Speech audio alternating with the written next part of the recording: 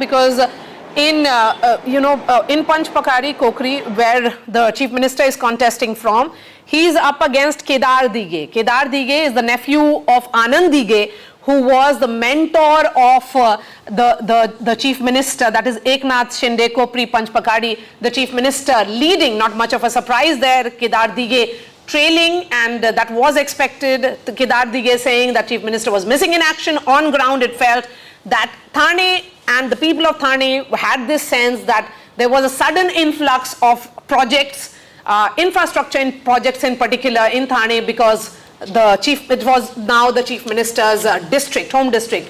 But Eknath Shinde, the man of the ground, I met him at midnight for the interview, and he gave me that impression that, certainly he was up the whole day, holding 7 to 8 rallies, clocking it across Maharashtra, and then sitting down for interviews.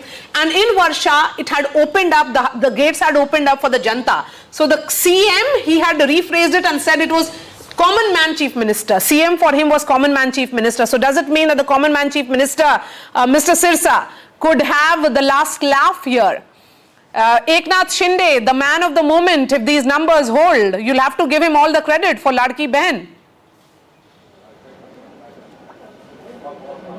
No, definitely it's a collective credit, and it is a credit to our Honorable Prime Minister Narendra Modi.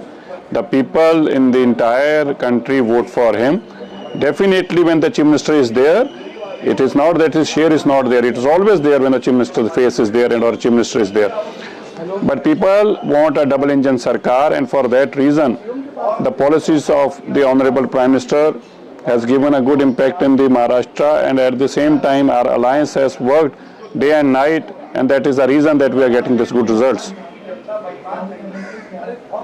Translate into results. At your point here. Yeah, Vishu, I think you asked a very interesting question because this is the whole point. They did the Mahayuti did not project a chief ministerial face during the elections, but clearly the BJP is doing really well. Its strike rate so far seems to be so there'd be a BJP chief minister next time. So will it be a BJP chief minister, or will it be way ahead? They are, but I think, as Maria pointed out, that Shinde had become sort of very much the face of this alliance, in the mass and leader. A very acceptable. And unlike Maharashtra politics, Maharashtra politics is about flamboyance to a great degree as well. That's right. So can you just rule him out as a chief ministerial candidate post election? Look at the lead. I think that's a really interesting question. Which is much more than the combined Mahavikas Aghadi. Correct. If I could just make a point here, it's going to be if these numbers hold, it's going to be very difficult for the BJP to convince its cadres that we don't have the chief minister at this stage. Yet, you cannot rule out the fact that the Shinde's leadership in Maharashtra over the last recent times has helped the party consolidate its position. The Maratha vote is critical. So, I think if these trends hold, it's a very difficult decision which the alliance will need to take, its leadership will need to take with regard to who becomes the chief minister. And I think this Ladki Behan scheme is very much identified with Shinde. Yes, he very much identified. Absolutely. He inaugurated the scheme. The BJP did not seem to be too enthusiastic about it actually initially. So, can you really rule him out as a possible chief minister? But it's quite clear that yes, the BJP is doing far better. Its strike rate is far better. Yes, no question. and interesting observation, really at 10:40, the BJP is a lone number is twice that of Mahavikas Aghadi. So their strike rate, of course, is almost 70-80% in that alliance. They had contested on 149, leading in 125. In 2019, it was 105. There is a gain of 20 plus seats. So, but it's a fascinating thing what has happened there. Shiv Sena, again, they contested on 81 seats. That is Shiv Sena of Eknath Shinde, the chief minister there, leading in 55. In 2019, it was 41. So they have also made a gain of 14. And the weak link here is actually Ajit Pawar. He contested on 59, his party, that is the NCP. They are leading in 35, so they are -6. But it is the BJP which is actually holding on this alliance. The anchor, the word that you used, Professor Shastri, it's very clear that the BJP is holding on. And similarly, it is minus 23 for the Congress. So the anchor certainly seems to be pulling this up, and at the same time, it is Eknath Shinde who's helping that rise.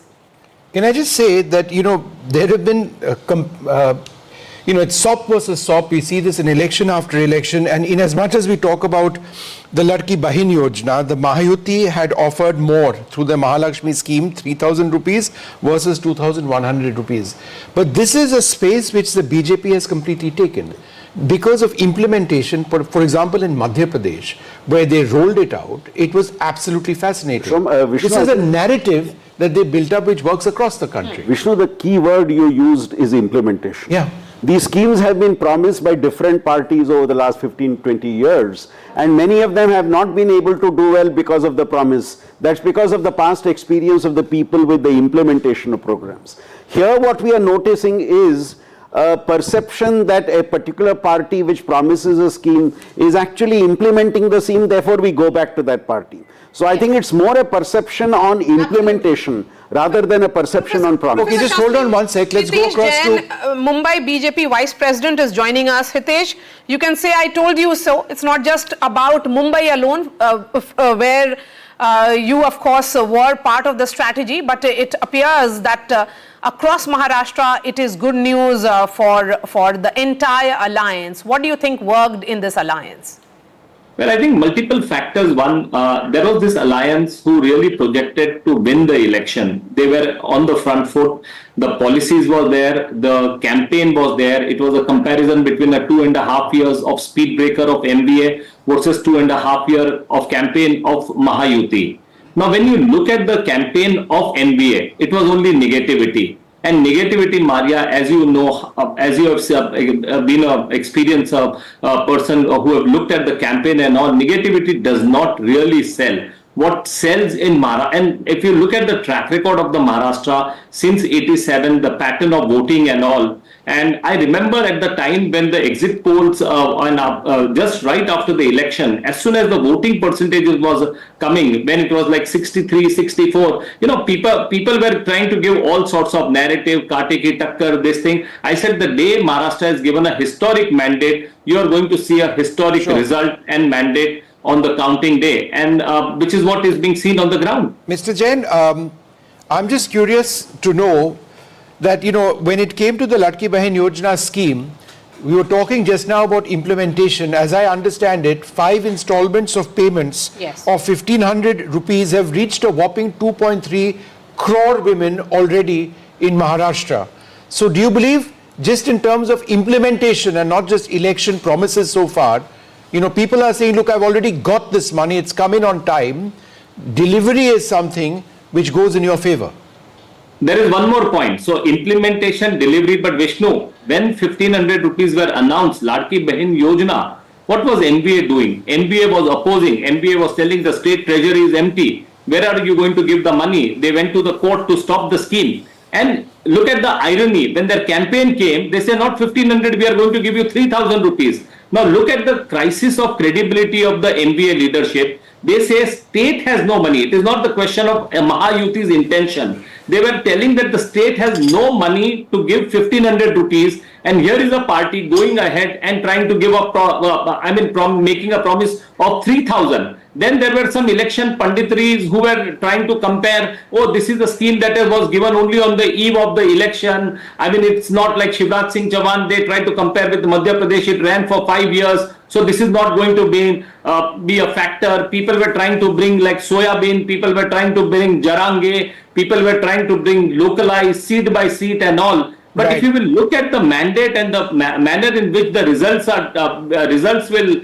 come at the end of the day, when the leads will get firmed up, it was a victory across Maharashtra, across the board. And I think what people in Maharashtra has really brought is the leadership of Prime Minister Modi. So Mr. Jain, leadership was my next question, and I think Aarti also wanted to get clarity on this. Now, assuming for a moment that these leads translate into results, You have a very effective chief minister right now. You know what the question is, but I'll ask it nonetheless. You have a very effective chief minister in your alliance in Eknath Shinde right now, but you have done very well if these leads translate into results. Would your cadre be satisfied with a non-BJP chief minister? Vishnu, I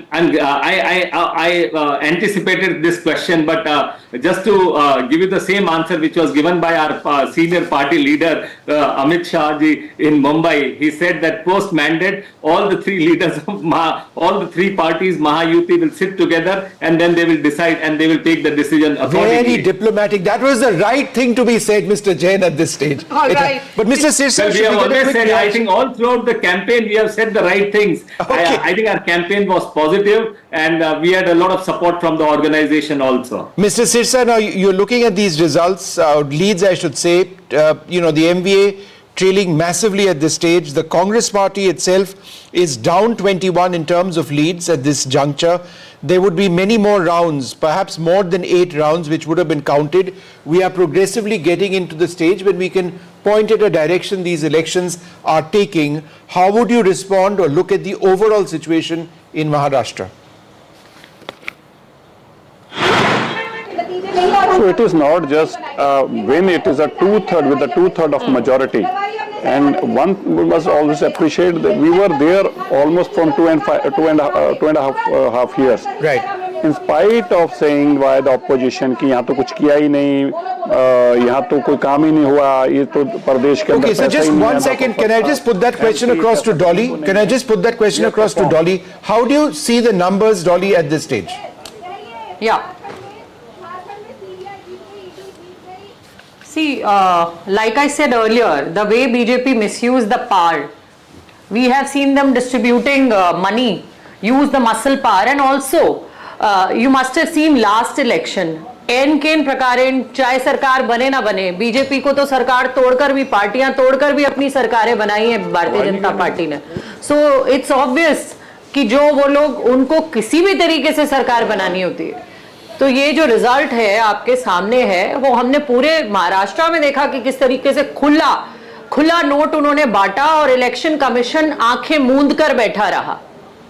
I think this also you must discuss in front of the people. Hitesh will respond to that. Hitesh, you know that entire Vinod Tawde incident, was that an embarrassment for you all? Till yesterday they were saying. Not only Vinod Tawde, there were other incidents happened in Pune, Maria, there were, in Nagpur. I think, you know, as I mentioned to you, money. It was I not think one the time- incident of Vinod Tawde. Yes, please, Hitesh, go ahead. Was that an Maria, the embarrassment? time- Of course, he filed a defamation suit, but it was caught on camera. The time for posturing is over. They made a charge that Vinod Tawde was found with 5 crore. That was the statement that was made. Nobody saw the 5 crore rupees, we where didn't it make came a from charge. and It all. was wide On the open. contrary, Maria, on the contrary, more than 20 leaders of NDA were caught distributing money in their different constituency. But be that as it may, there are larger issues to be discussed. Not this. Of course, they have to clutch on the straws to explain their embarrassing defeat. But you know, Maria, one of the very important campaign statement we should not overlook is Aditya Thackeray. When we were looking at Mumbai, we were looking of coastal road, we were looking about metro. His campaign was so regressive. He says, Uddhav Thackeray said, we will remove MMRDA, we will stop He the is large leading, by the way, projects, Mr. and Jain. what we will offer is BEST buses to the people of Mumbai. Now, this is the city where, the former Prime Minister Manmohan Singh had promised that he will make it like a Shanghai and all. Okay. And what is the vision they were offering was the vision of offering BEST buses to the people of Okay, Mumbai. Mr. Jain, half a second. It does need to be said that when I looked last time around, Aditya Thackeray was actually leading over Milind Deora, but there is, some reactions now coming in from the Mahavikas Aghadi.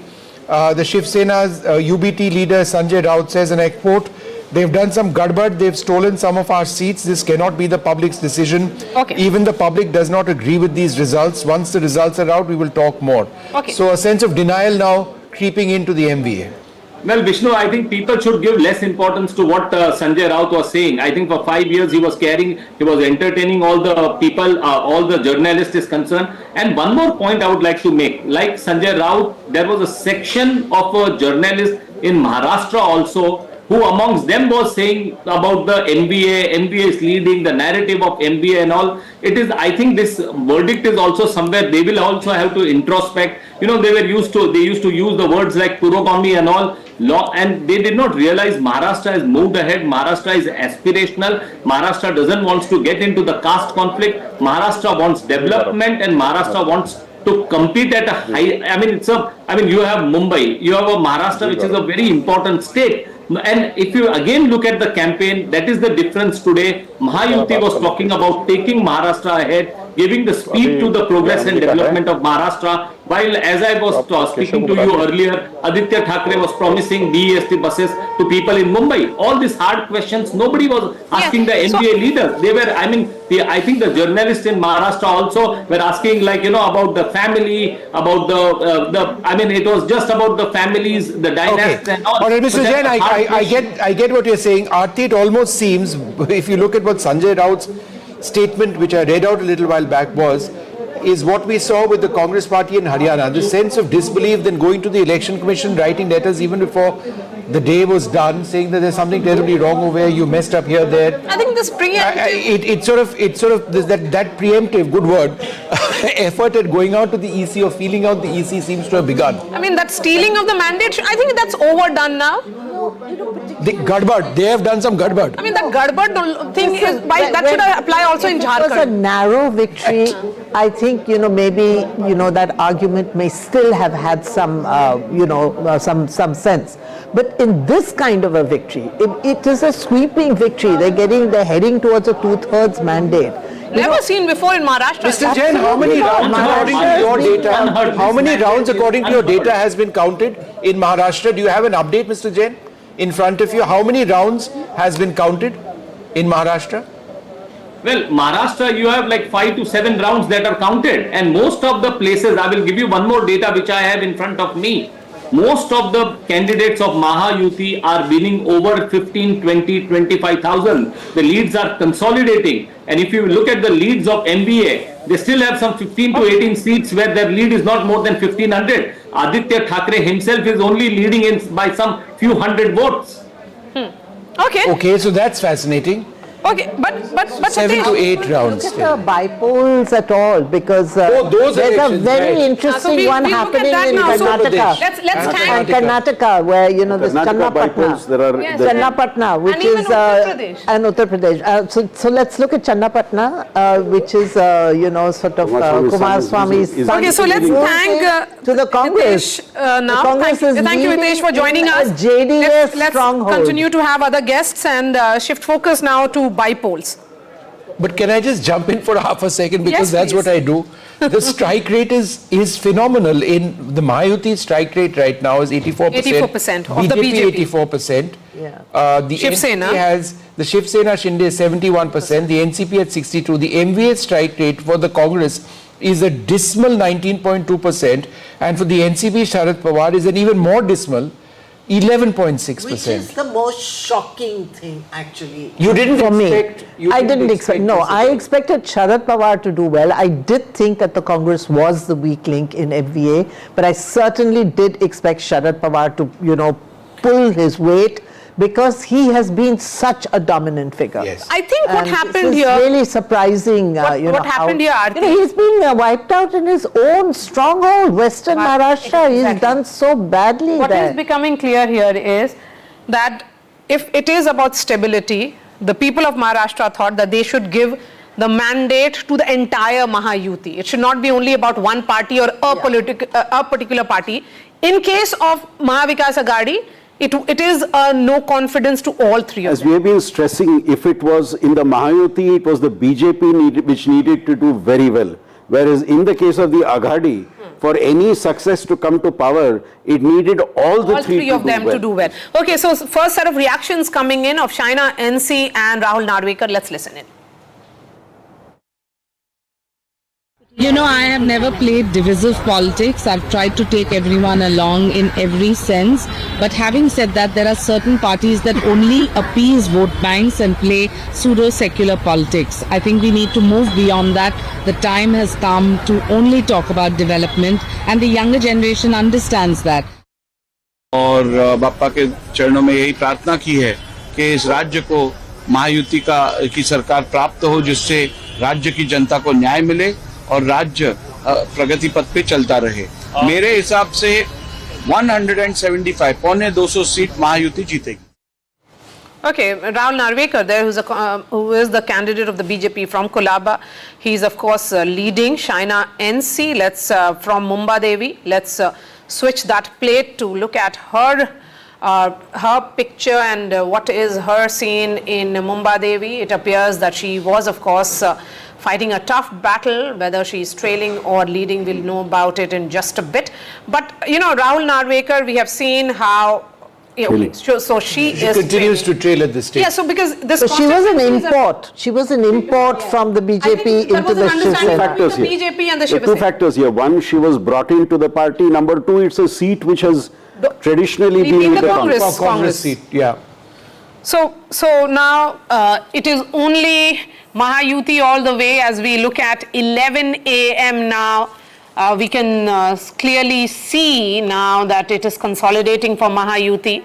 Mahavikas Agadi at 55. A word now from Radhika. Radhika, you know, two questions to you. Where is Mr. Devendra Fadnavis? Is he in his constituency in Nagpur or is he in Mumbai? And what about the central leaders, you know, Bhupendra Yadav, Ashwini Vaishnav? Are they sitting in Delhi and monitoring it, or are they very much in their Mumbai office?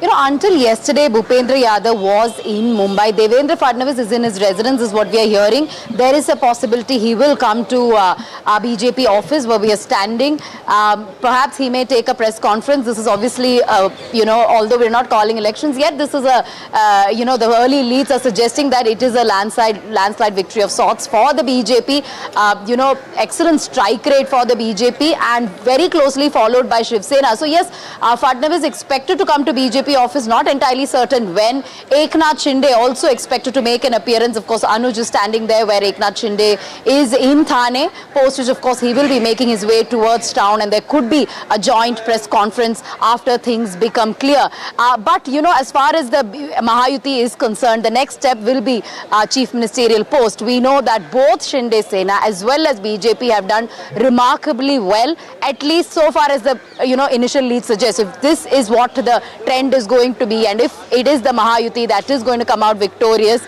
then it will be a discussion on who the chief minister is going to be. Remember, 26th is when the term is ending.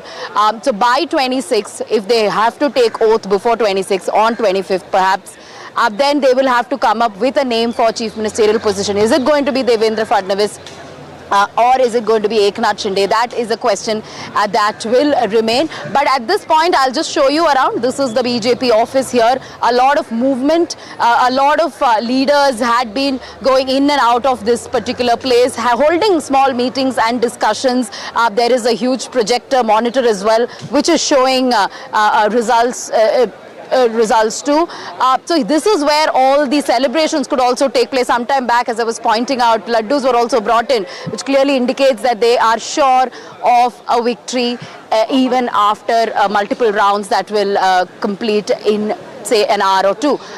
So yes, this is the situation as far as Mahayuti camp is concerned. Certainly celebratory, victorious. Sanjay Raut in denial, saying there is foul play, this can't be it, these can't be the real numbers or something he's been saying, which is expected from MVA considering the abysmal numbers that are showing as far as the MVA camp is concerned.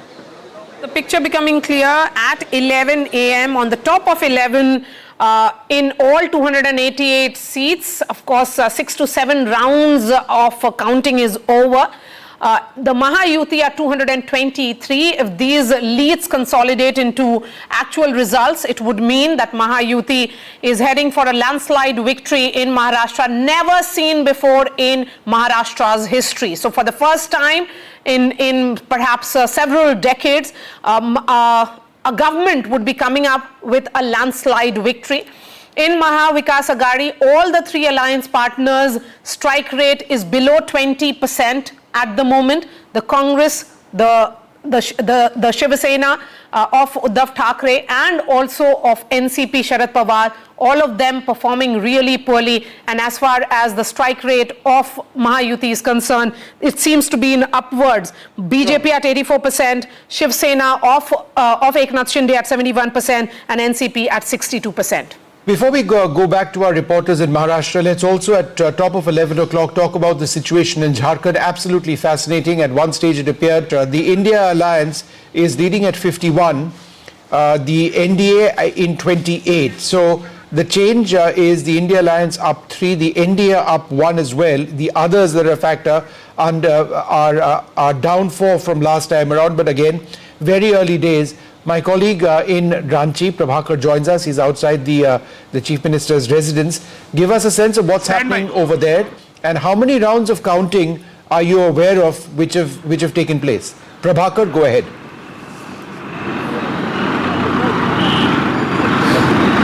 Yeah, the last update with us was of 4 rounds of counting, but the numbers are cementing now. And it's going India bloc way. We all know that the India Alliance is going India Alliance way. But we are parked right now at the Chief Minister's house. Here, the celebration has not started. Even at the JMM office, they are holding their horses. They are probably waiting. They'll wait for some more time actually for numbers to settle down, and then you will see the laddus and the crackers being distributed here and crackers being bursted here. But as of now, it's a mega comeback. It has never happened in Jharkhand, and it seems that the way over there, we'll try and get that back in a moment. But just in terms of the overall situation in Jharkhand, it is fascinating because the JMM has done well. The BJP in terms of the lead situation is where it was in 2019. The Congress is down 4. That was somewhat expected in Jharkhand. They're always riding on the back of the JMM in a sense. But it does believe that the overall situation is one which favors the India alliance quite clearly. Do we have Prabhakar back with us at this stage? We'll try and fix that audio with him. But let's go back to Maharashtra, where it's the opposite scenario with many more rounds counted. 288 of 288 seats, the counting has begun. At least I would suggest 8 rounds would have been done by now. The NDA ahead, many would suggest that this will start firming up sooner than later. I think we should go to the man of the moment, which is Eknath Shinde. What is happening at his Thane residence? Anuj, give us a sense. Have the supporters of Eknath Shinde started arriving, or is he very much locked inside his house, away from all the limelight? As of now, he is pretty much, locked up in his house, but he's expected to come out anytime soon. And as you said, that close to 8 to 10 rounds, have been counted all across the state on all the 288 seats. And one direction that all of these early trends are showing, I am saying early because time-wise this still is early, but the gap between the NDA and the India Alliance, that is the Mahavikas Aghadi here in Maharashtra, is increasing. And I'm outside Thane residence of Eknath Shinde, and as you can see, the activity around this place has increased. The number of supporters coming here has increased, and one can expect Chief Minister to walk out of his residence any point of time. We've been interacting with a lot of Shinde Sena leaders since last few days, and they are very sure of the fact that it is not just the Mahayuti which will be coming back to power, but it is also Eknath Shinde who will be, laying his stake, claiming his stake very strongly for becoming the Chief Minister of the state. It is under his leadership that they believe, schemes like Maji Ladki Bahin have been popularized across the state. Mind you, it is not just Maji Ladki Bahin Yojana, but it is Mukhyamantri Maji Ladki Bahin Yojana, which means that the name of the Chief Minister has been going around with that scheme all across. Besides that, Eknath Shinde has gained a very good reputation all across the state amongst different categories. He comes from the Maratha community, which is why he's seen as a safer bet by even the BJP RSS cadre when it comes to the growing anticipation and the protest of the Maratha reservation protest. He comes from a farming background as well, and he's got a very good hold over the farming community in the western Maharashtra. In Mumbai and close by regions, he's got a strong hold over the Marathi Manu sentiment, and that was one of the conflicting ideas even in the Lok Sabha elections polls where the doubt was whether the core voters of Shiv Sena are going with UBT or are they going with Shinde faction. While it was quite quite divided in the 2024 June elections, but right now the picture seems to be much clearer, where all the places where the Shiv Sena had their core voter base, be it the Western Maharashtra, be it Konkan region, or several other pockets where the Marathi population vote is higher in number, most of these places seem to be going with Shinde Sena, making him, validating his presence and his position of chief ministership here in the state. Okay, so Chief Minister, Mr. Eknath Shinde, who will be credited for this victory to a great extent. He was seen as the person who was among the people, a Maratha leader who neutralized the Maratha agitation, ensured that Jarange Patil, who was against Devendra Fadnavis, his deputy, continued to back the chief minister who was a Maratha chief minister. So Eknath Shinde, the man of the moment, we are yet to hear from him. Perhaps he is also getting some feedback from his team, because I've been in touch with his team. They are suggesting that this number is only likely to consolidate. But the larger picture here is becoming clear. This is a landslide victory for Mahayuti. And if these numbers consolidate, it would only mean that for the moment it is Eknath Shinde, but will the BJP, which is of course at 84% strike rate, up in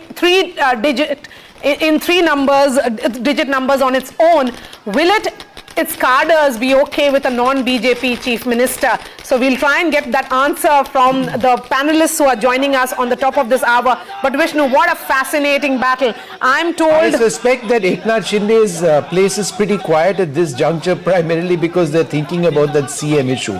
Because with leads in a situation like this, more than 8 rounds of counting, if there is going to be a flip starting at 11 a.m. in the morning, it seems very difficult whichever way you look at it.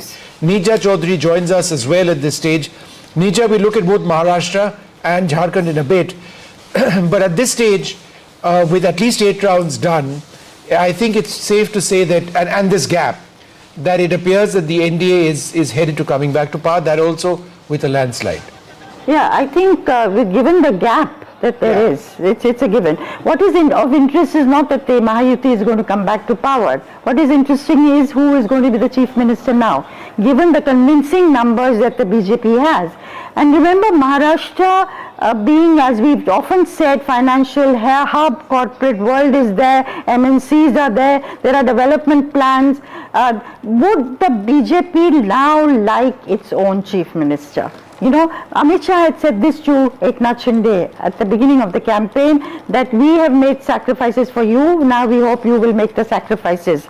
And the way Mr. Fadnavis was projected during the campaign and backed, of course, if the numbers had been different, suppose it was 80 for the BJP and 50 odd or 60 for Eknath Shinde, it would be a different story. But now I think Mr. Devendra Fadnavis's chances to become CM have improved. But let's put that question across to BD Singh. He's the spokesperson of the Shiv Sena Shinde group. Thank you, sir, very much for being with us.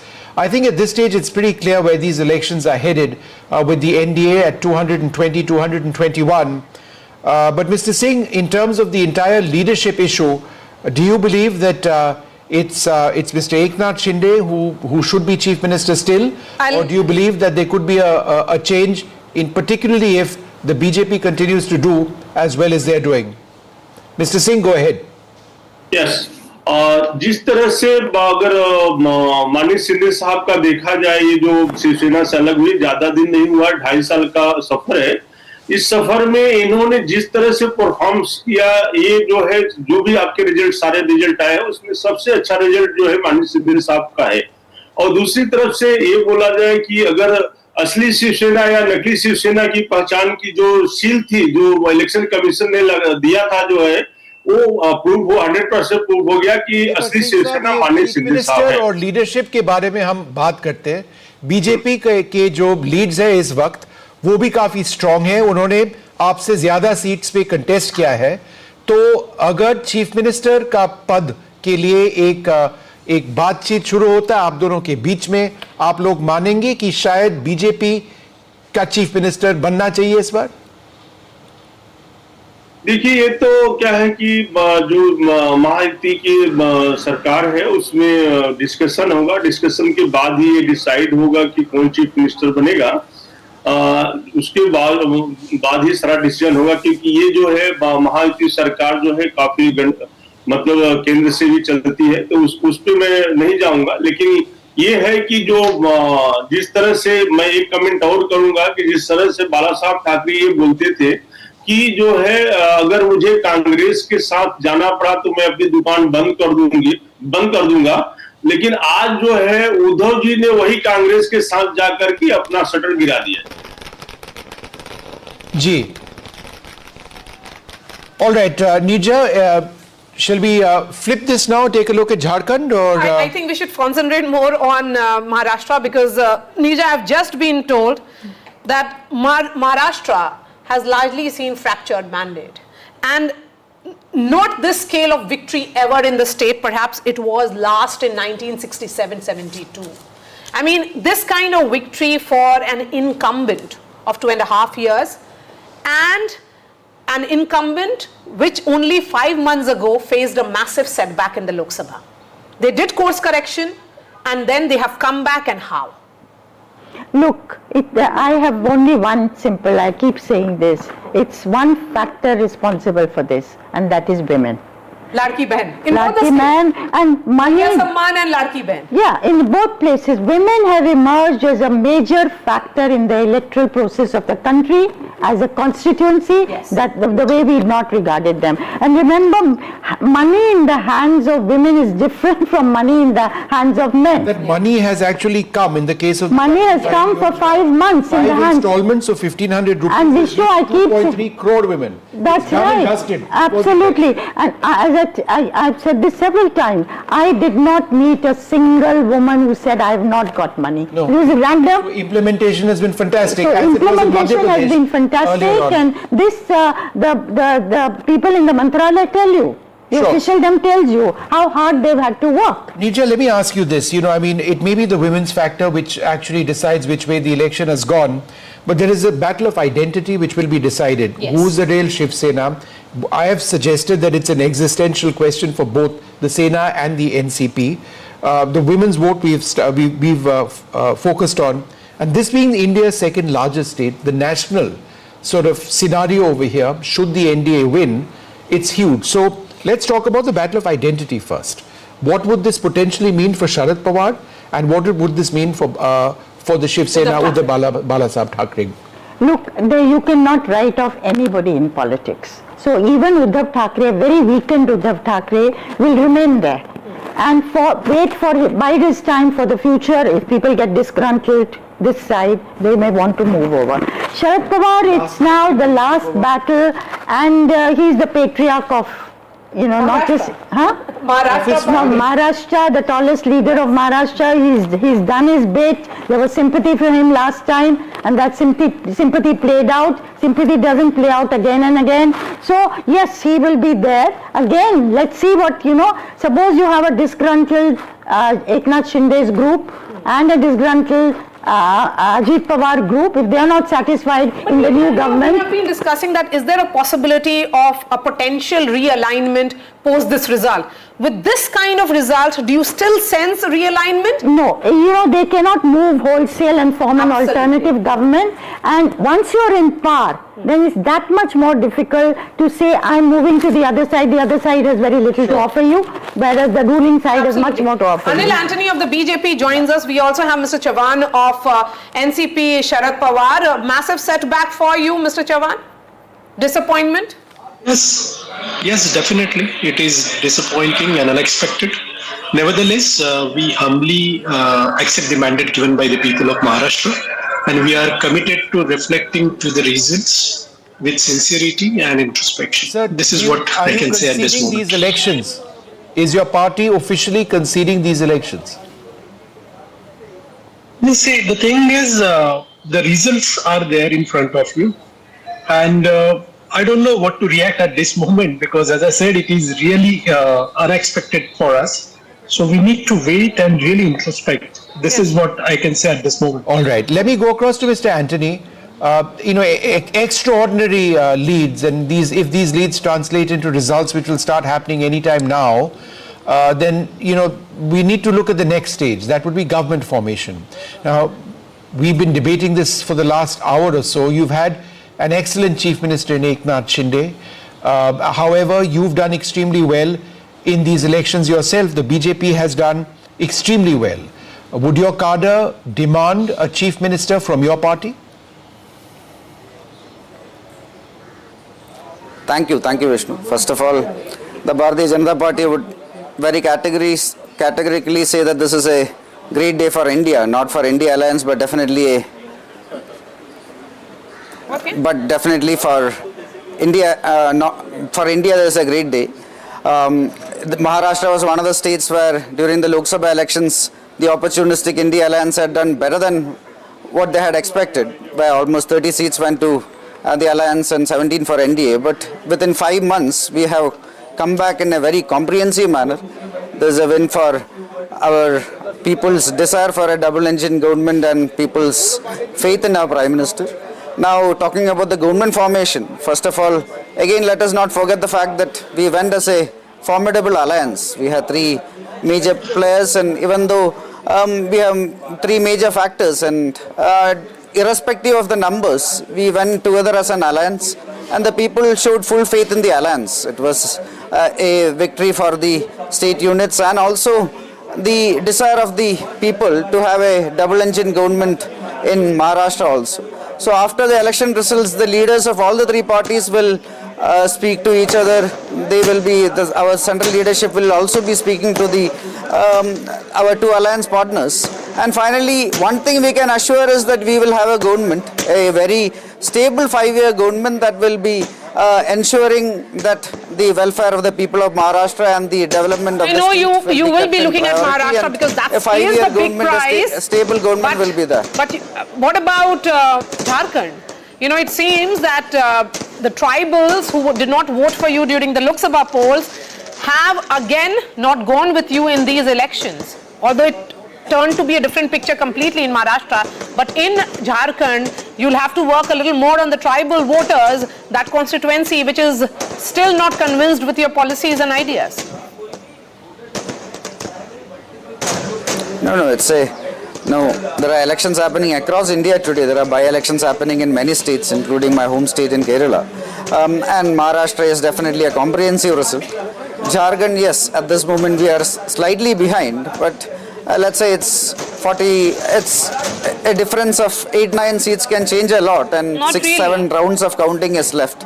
So let us not come to conclusions there. Giving you, I shouldn't be giving you hope at the moment because Jharkhand looks like that it's 49 for India bloc, that is JMM. And so they're ahead of the simple majority mark if these leads. But Anil, I'm just trying to understand over here. Simple majority, they are ahead. Yeah, so it does. So if we take a look at what's taking place in Maharashtra now, would you suggest there was any one deciding factor which has resulted in your being in such a decisive lead? Was it the factor of women and schemes? Because Maharashtra is fascinating, from agrarian distress to the women's vote to the demands of an increasingly young Mumbai, to caste identity, to Marathi pride, right? It's a hugely diverse state. What won it, or what is potentially winning it for you?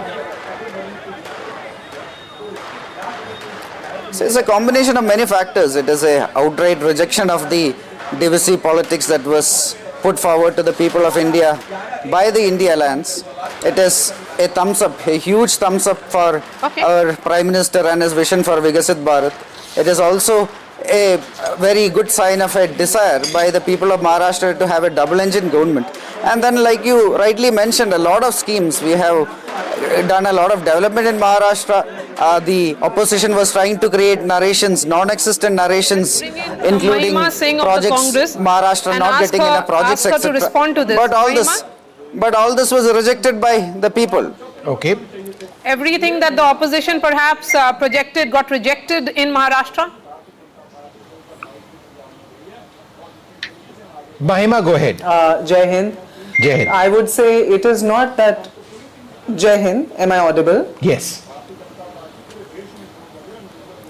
Mahima, go ahead, we can hear you. Yeah, so thank you for having me on your show. Yeah.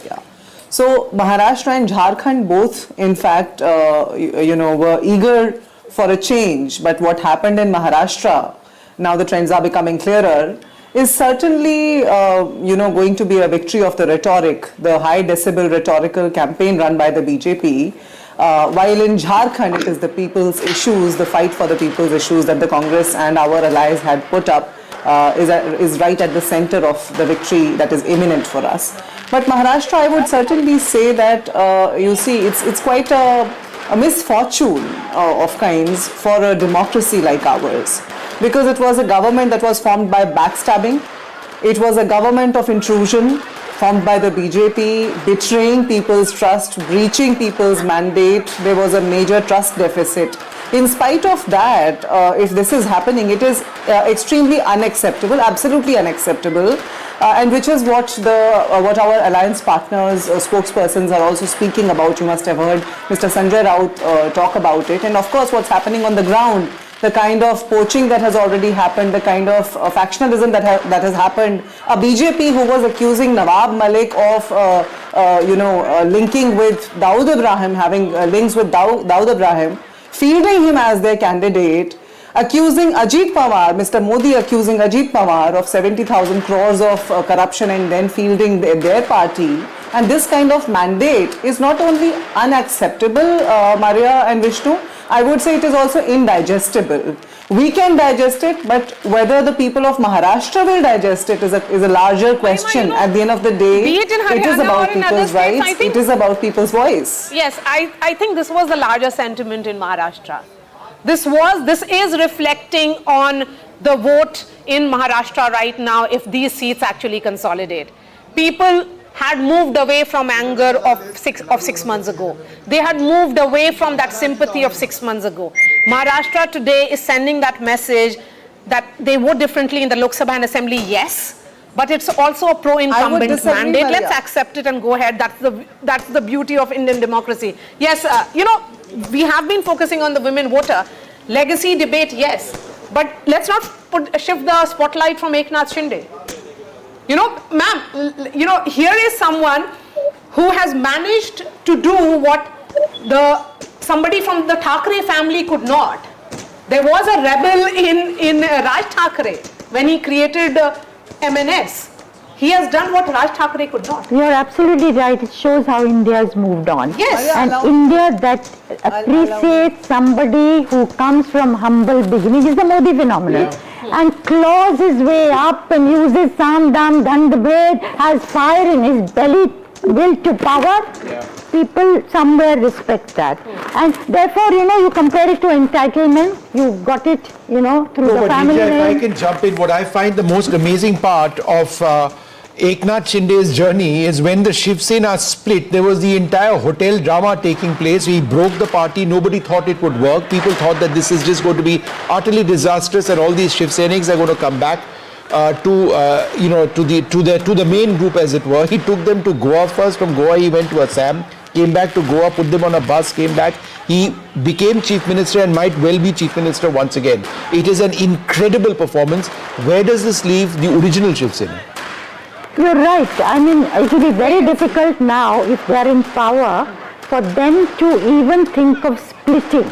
Yeah. Much more difficult to move back to somebody who's not got power. It could be the other way around. It could be the other way around. Also with the NCP, let's see. Even though there's Sharad Pawar this side, and he's known to pull things out of the hat at various moments, but still, would people go to a group that is in power with all the loaves and fishes that's going to offer and perks that it's going to offer to them?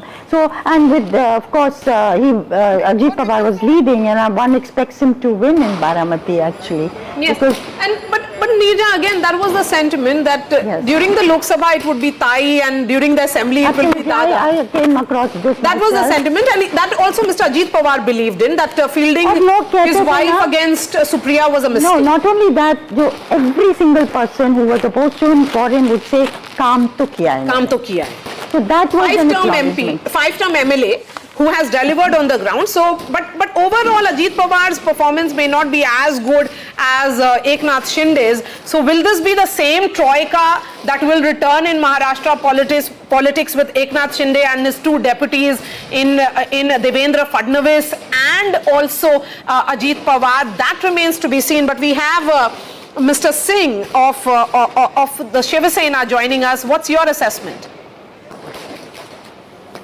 Yes जो है जो शिंदे साहब का जो जमीनी ये था इससे पूरा इलेक्शन में दिख रहा है और जैसे इसमें मैं ये देख रहा हूँ कि भले बड़े भाई की भूमिका में बीजेपी है लेकिन क्या है कि जो है जो इंडियन कल्चर है इंडियन कल्चर के अनुसार जो है बड़े भाई हमेशा छोटे भाई का ध्यान देते हैं जिस तरह से राम का राज्याभिषेक होते होते उन्होंने भरत जी को राजगद्दी पे बिठाया था इसी तरह से हम लोग उम्मीद करते हैं कि छोटी भाई का भी बड़े भाई ध्यान रखेंगे Okay.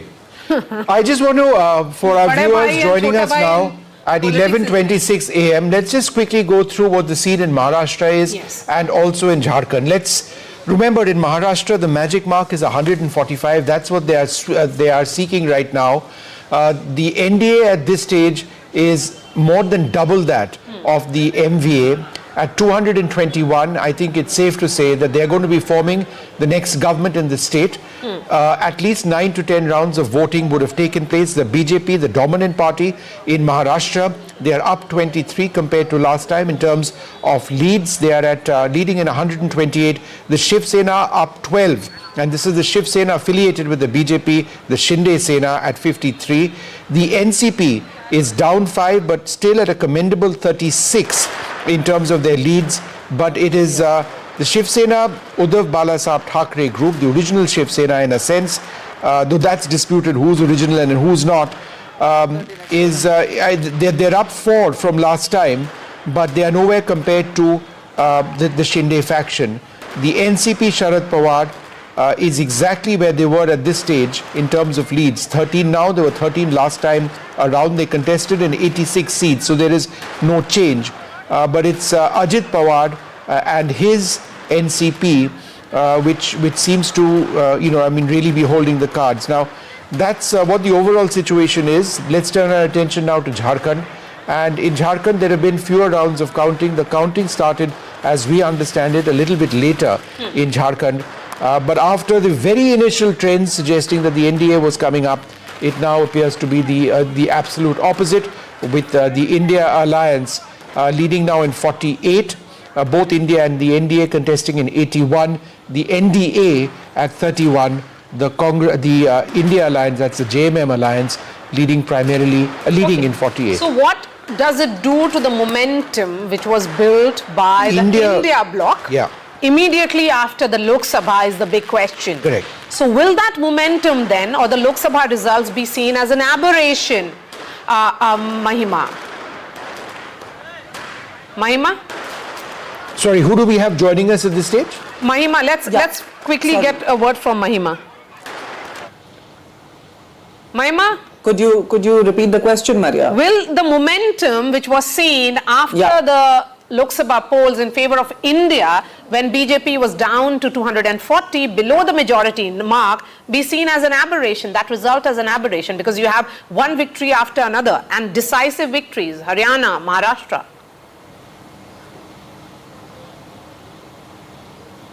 I would, before I delve into your question, Maria, I would actually, because I was looking at the Jharkhand trends and, the leads that we are getting there, it's quite interesting because the kind of high decibel campaign the BJP ran with Himanta Biswa Sarma at the helm of it as the ambassador was quite intriguing in an uncomfortable, in a rather adverse way. Yet what you see in Jharkhand is a victory of people's rights, people's issues, and that is what we expected in Maharashtra also.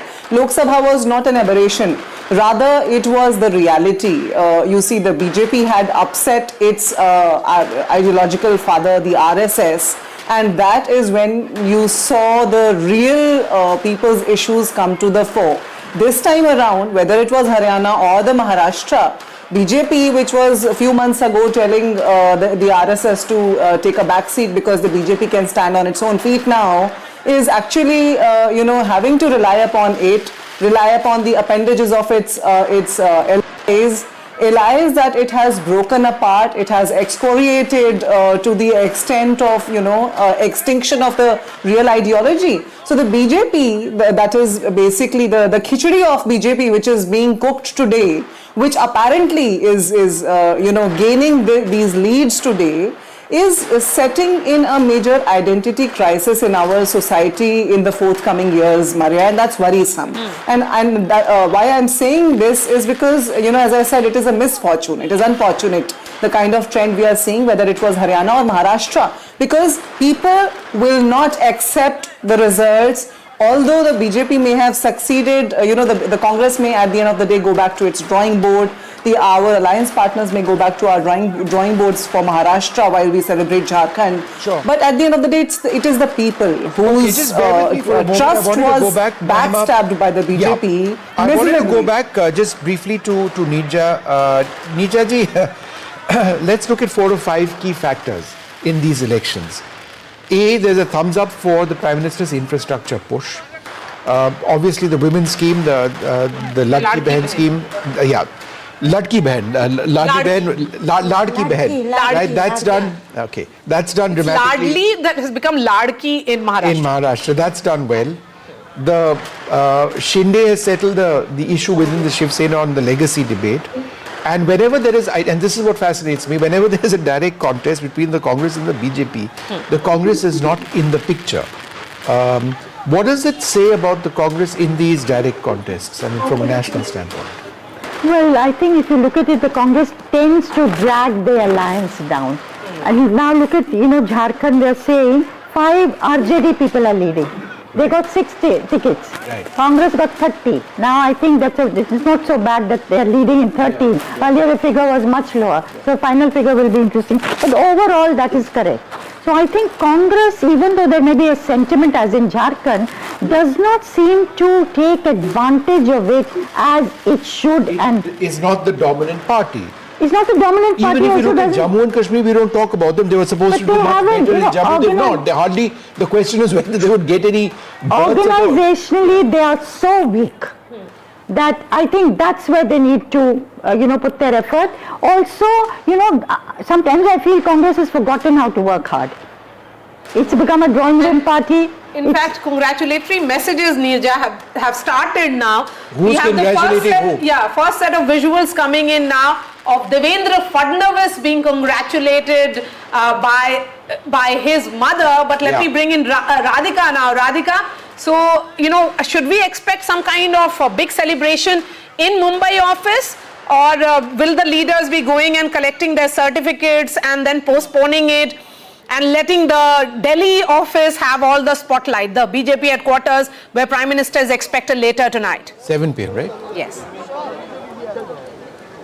Well, certainly there will be celebrations at Mumbai office, which is why I showed some of those laddu boxes. At some point that has to be kept out, that has to be taken out. So that will be expected in a bit from now. Yes, Devendra Fadnavis is certainly celebrating in his residence. So those are the visuals from his residence of his family member, his mother, calling him and congratulating him. And this is the movement, or rather the activity at BJP office here.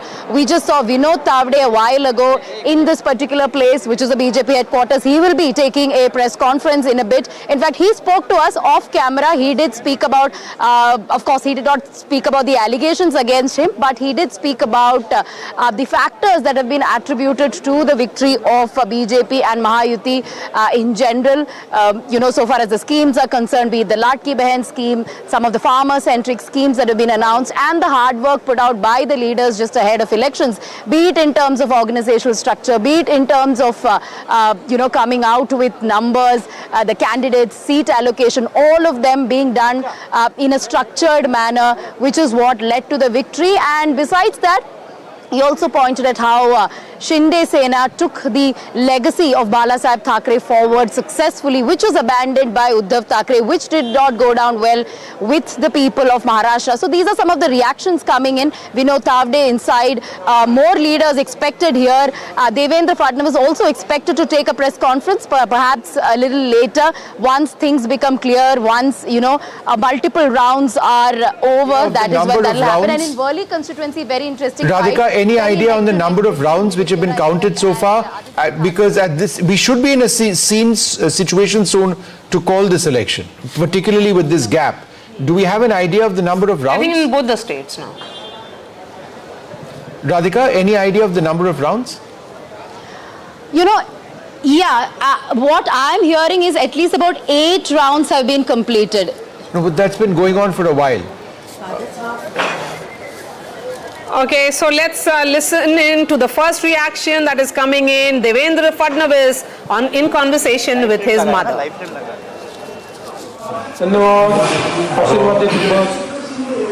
Hello. मी येतो संध्याकाळी येतो आता इकडे सगळं निघतो तो मी येतो मी कळतो चला धन्यवाद आशीर्वाद देतो हॅलो मी येतो संध्याकाळी येतो आता इकडे सगळं निघतो तो मी येतो मी कळतो चला धन्यवाद आशीर्वाद देतो hello So let's listen in now, and Radhika, just what exactly is the conversation that's in Marathi? Please translate it for our viewers. Hello.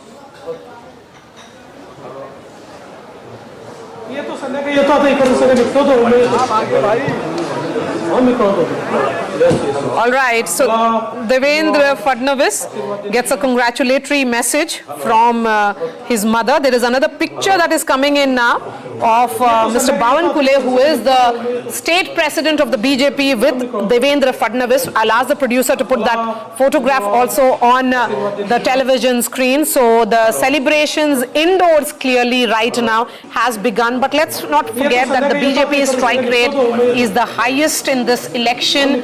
Their tally is much above the entire MVA, twice the MVA, and also the combined strength of their own alliance partners, that is the Shiv Sena and the NCP Ajit Pawar. So Mr. Bawankule and Devendra Fadnavis exchanging a hug, embracing each other with joy. That picture will be coming up as well.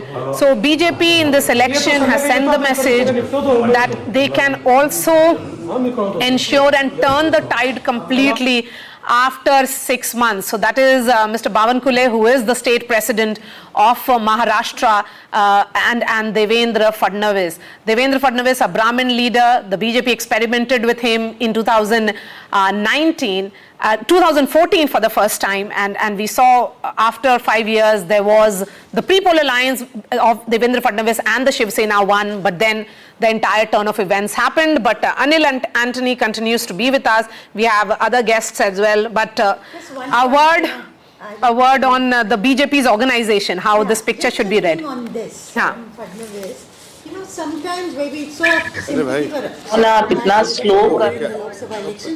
people felt that Okay, Nirja, we've got Shaina NC with us. I'm so sorry. Shaina, thanks very much for being with us. We've been seeing your own Leeds situation go up and down. Where do things presently stand for you, Shaina? So honest to God, Vishnu and Maria know that mine is the toughest constituency in all of Maharashtra. It's hardcore, 140,000 Muslim, 1 lakh Hindu, and we have worked tirelessly to try and make a developmental agenda reach out to the people, because for 15 years you saw no development at all in Mumbai. No cluster redevelopment, no schools, no colleges, even water, electricity issues, sewage, parking, the works. It's really the most congested constituency. So having said that, I have worked tirelessly this 1 month, and I hope that the people accept me as their future MLA. but I don't want to go into any overconfidence. As Maria says, manifest, manifest, so I will manifest till the end. But having said that, I think the work done by the Mahayuti has really impacted lives. If you look at the Chief Minister's Ladki Behna Yojana, where 2.5 crore women have got 7,500 rupees directly into their bank accounts. This is incredible, as has been with the Ladki Behna Yojana, even in Mumbai Devi, where 40,000 women have got money in their bank accounts, and of which 15,000 are Muslim ladies. So obviously, this kind of work percolates down to the poorest of poor, and that makes it part of stunning Mahayuti sweep, because but historic let me ask you this. You know, your own personal journey has been quite interesting. You've been for years and years with the BJP. You've been a spokesperson of the BJP. You've grown within the BJP ranks. Now, of course, I have to remind myself that you aren't in the BJP or in the Shiv Sena, and despite the color of the sari that you're wearing. So what I must ask you, therefore, is, your own political journey. Do you, in a sense, regret the fact that you aren't still in the BJP, or was this a natural progression for you? Or maybe an understanding for you to be fielded on a different ticket, because you realize that Shiv Sena was better placed than BJP in that constituency? No. I don't think any of these speculative questions have an answer, because this is the Mahayuti leadership that decided that I should fight from Mumbai Devi, and I have adhered to it. And I thank the Honorable Chief Minister for the opportunity, irrespective of it being the toughest constituency, because I truly believe that if we can make it here, this is going to be history in India. 15 years you have had a Congress MLA who has done absolutely nothing for the constituents, and that is apparent, because if you go to the constituency, you see how backward it is. And I don't say this with pride, I say this with shame, because we as an inclusive society should make sure that every constituency gets the basic infrastructure. Sure. So I think the decision of the Mahayuti to field me is something that the leadership has decided, but it's like going from one house to another. The joint family continues to be the same, and the ideology continues to be the same. We haven't flunked the ideology. Just be with us, Shana, for half a second. A little bit of breaking news, which I noticed a little while back. Professor Shastri, interesting. Bengal, 6 bypolls over there. The Trinamool leading in 6 out of 6. It comes on the back of the entire RG car situation. There was an expectation that it might hit Mamata Banerjee very hard. If those leads translate into results, it would be significant, because she faces huge troubles in Bengal right Vishnu, now. I think by-elections need to be seen from a totally different lens. Very often the ruling party in the state does well because of the specificities of that by-election. And this is proving true in West Bengal, it's proving true in Karnataka, where the last trend was all the 3 by-elections the Congress was leading. So there is that trend, other factors being equal, that the ruling party has a slight advantage. How would you look at this, Neerja? Trinamool leading all 6 seats in Bengal, quite unexpected? No, not. I agree with him. The incumbent government has the advantage as far as bypolls go. And that's the case in UP also. We are seeing happen, and in West Bengal. Rajasthan, of course, the government, the chief minister was, had to take away. Last time the BJP lost 11 seats in Rajasthan, so they had to make up. I don't know what the tally is there, what the situation is. We'll try and get the tally in Uttar Pradesh as well. Maria? Yes, we'll try and get details, because bypoll results are equally important. Last I saw was that the BJP was leading in 6 and 1 RLD, and the SP only in 2. Yes, so I think there is a great shift from the Lok Sabha. Yeah, there is a shift, but as I say, bypolls it'd be very surprising if bypolls are lost by the party in power. Yeah, they normally go towards the party in power, and of course, Mr. Yogi Adityanath was, it was a prestige battle for him after the setback in the Lok Sabha elections, to show that his popularity is undimmed in Uttar Pradesh. So perhaps Mr. Yogi Adityanath has also settled that discussion within his party. Whether he'll be moved to Delhi or somewhere else. A lot of speculation around him as well. So, but TMC leading in all 6 seats in Bengal, they did very well in the Lok Sabha polls. So TMC continuing with that trend. But yes, we have seen bypolls after bypolls, it is the government of the day which tends to win those bypolls. State after state, election after election. But shifting focus again to Maharashtra, I would say, because that's where the big story is. Professor Sandeep Shastri is joining us at this hour. It's settled in favor of Mahayuti. We are still not calling the election, because as journalists we are not supposed to be calling elections. We are just reflecting what the numbers are showing. But 220, my sources are saying that last time this mandate came was in 1967 or 72. After that, it has always been fractured mandate in Maharashtra, but never a landslide of this nature. What you referred to earlier was also possibly a single party getting a majority because of a particular sweep. This possibly would be the first example of an alliance doing so well. The numbers may settle little less, little more around where we are, but it indicates a clear trend which is in favor of the NDA in Maharashtra, and which is in some senses a reversal of the Lok Sabha verdict that you had in that state. And as we have been discussing on this channel for quite some time, assembly verdicts are different from Lok Sabha verdicts, and here I think the performance of the state government clearly has played an important role. The caste coalition they were able to create has been successful for them. And thirdly, I think working as an effective alliance has been important for the NDA here.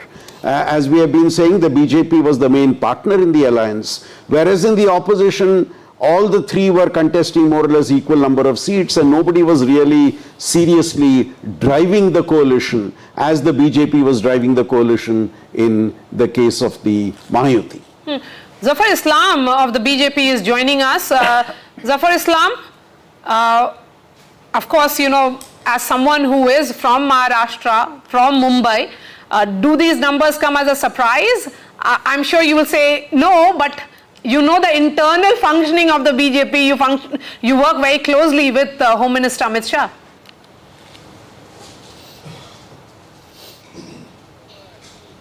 If you see my tweet in this morning, rather I gave it by to ANI, and that was on many channels. At 8 o'clock in the morning, I said century for BJP, half century for Shiv Sena, quarter century for Ajit Pawarji's party, and put together double century for Mahayuti. And this is something which is coming true. And it is primarily because of the Modi magic which actually works. All these other strategy they have, the MVA, has actually not worked because they are not connected with the people. Because I worked for 2 months in Maharashtra, as you know, that we exactly know that which party was connected with the people.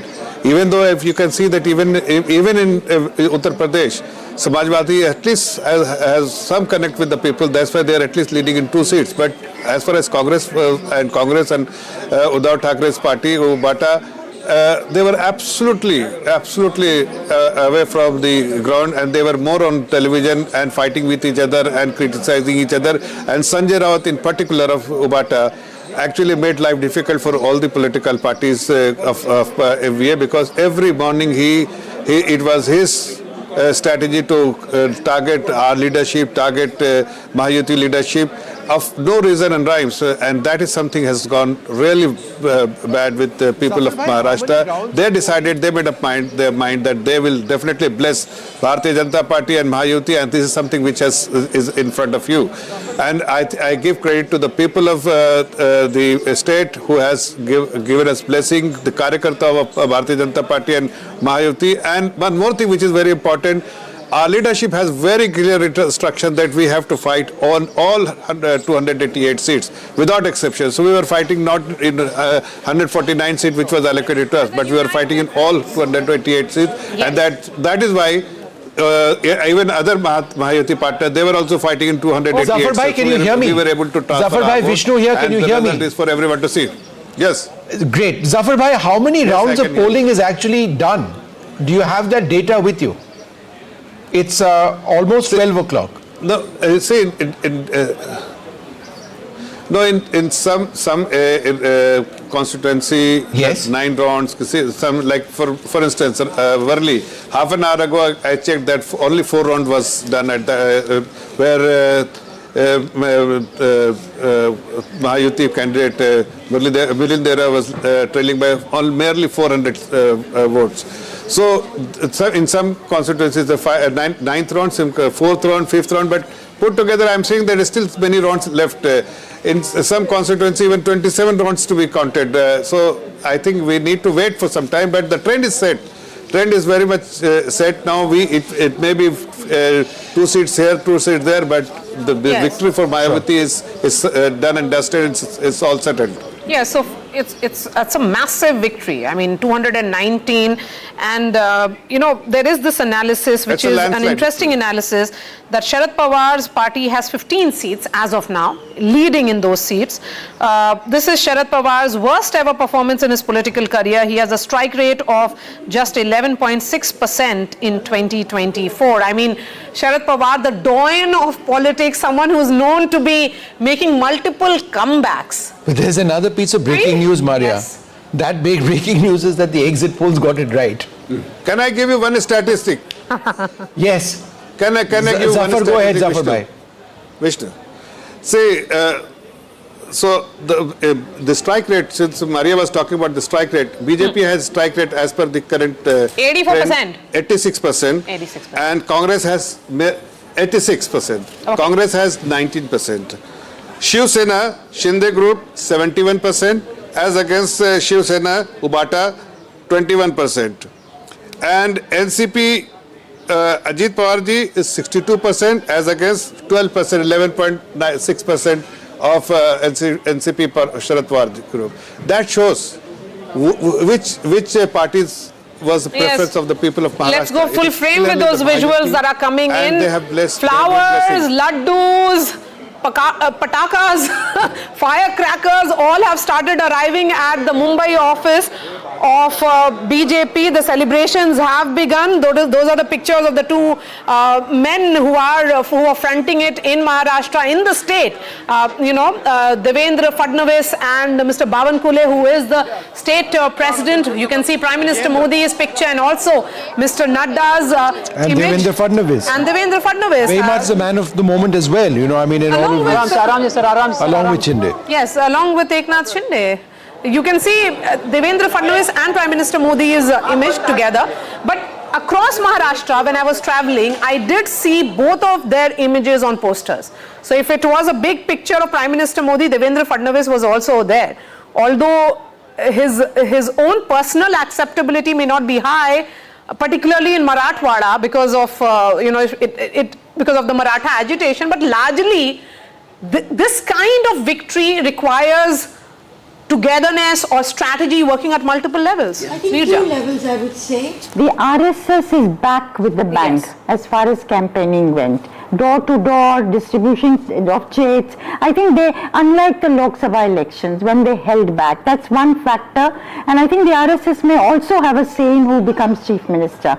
Number 2, I wonder, was there a inherent sympathy for Devendra Fadnavis that manifested itself for this chief minister who was downgraded to deputy chief minister? And somewhere people have voted for the BJP. Was there a factor like a vindication of his honor? I do believe that despite all of the arguments and debate that we've had, that it will be Devendra Fadnavis as the next chief minister. It seems unlikely that it wouldn't be the case. Vishnu, in a poll that we did, when we asked people, are you voting for party candidate or leader? Nearly half the respondents said candidate. It's the candidate who makes the difference, then the party, and then the leader.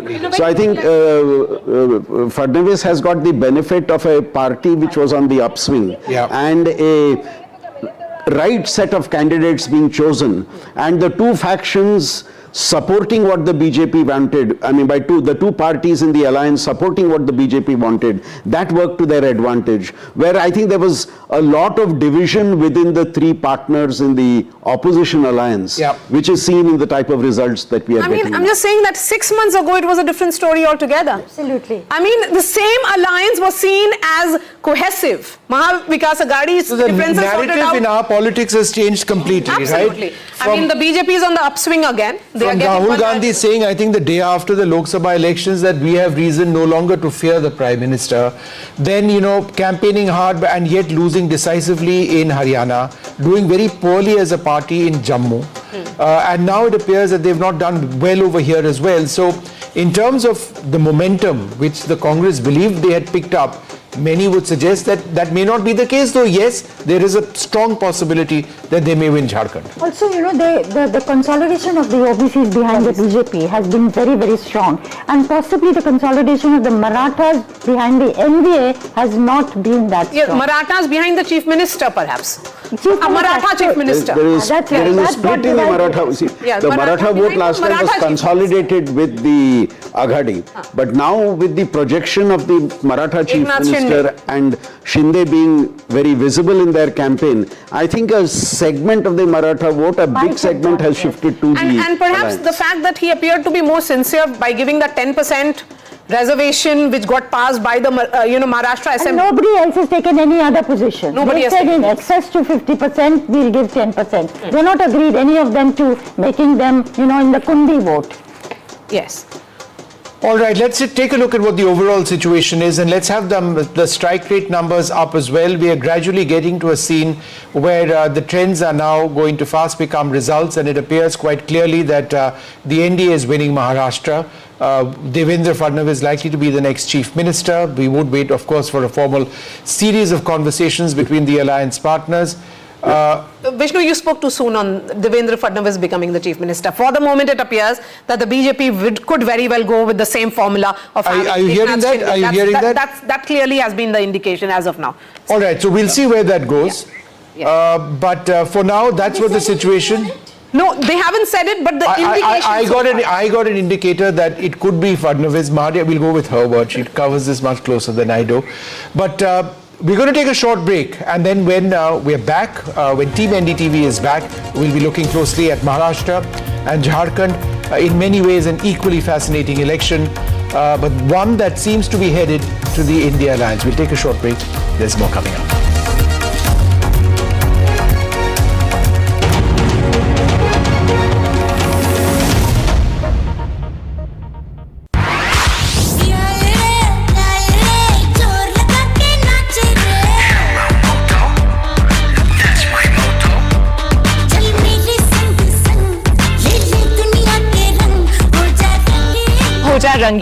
with Motorola's incredible range of smartphones. Hello, Moto.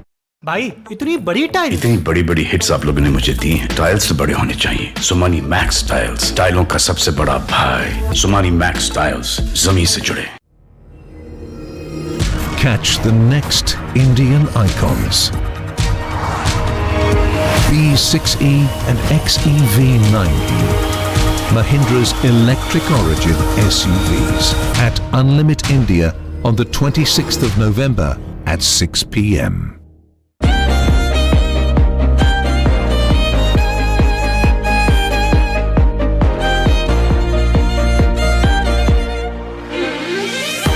Being real suits you. Wedding collection by Blackberries. हर निवेशक को इस बात के लिए आश्वस्त करूंगा कि प्रदेश में निवेश की गारंटी आपकी होगी, लेकिन पूंजी की सुरक्षा और आपकी सुरक्षा की गारंटी सरकार की होगी। CM Yogi Adityanath assured investors of security, and they all trusted his words. UP has since then witnessed manifold increase in investment and is rapidly marching towards being an even more prosperous and happy state, with a population of 24 crore and 56% of that being of working age. UP is also the largest consumer market in India. 12 लेन का express highway Uttar Pradesh में यह कभी एक सपना था, लेकिन आज मोदी है तो मुमकिन है। The ease of doing business, various welfare schemes run by the double-engine government, the robust infrastructure, and CM Yogi's vision of UP being a Ram Rajya in every sense has placed it ahead of every other state in India. भाई साहब एक pump देना। ये लीजिए। Original वाला दीजिए, वो जो है सदियों पुराना, वो जिसपे है सबका भरोसा। ये लीजिए किर्लोस्कर ब्रदर्स इंडिया का ओरिजिनल पंप, क्योंकि यही है सदियों से भारत का भरोसा। सदियों से भारत का भरोसा, Kirloskar brothers limited.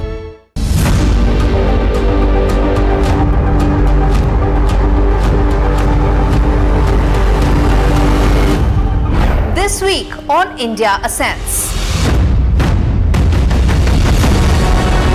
Why is Africa crucial to India's strategic and geopolitical calculus? Will COP29 address climate catastrophes, or will the deadlock in negotiations hurt global climate goals?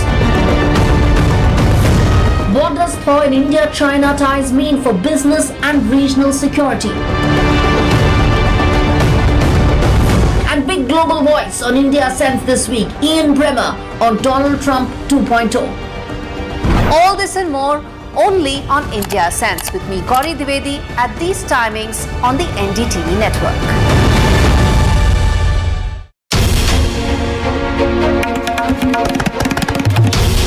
This is NDTV, and you're watching NDTV 24/7.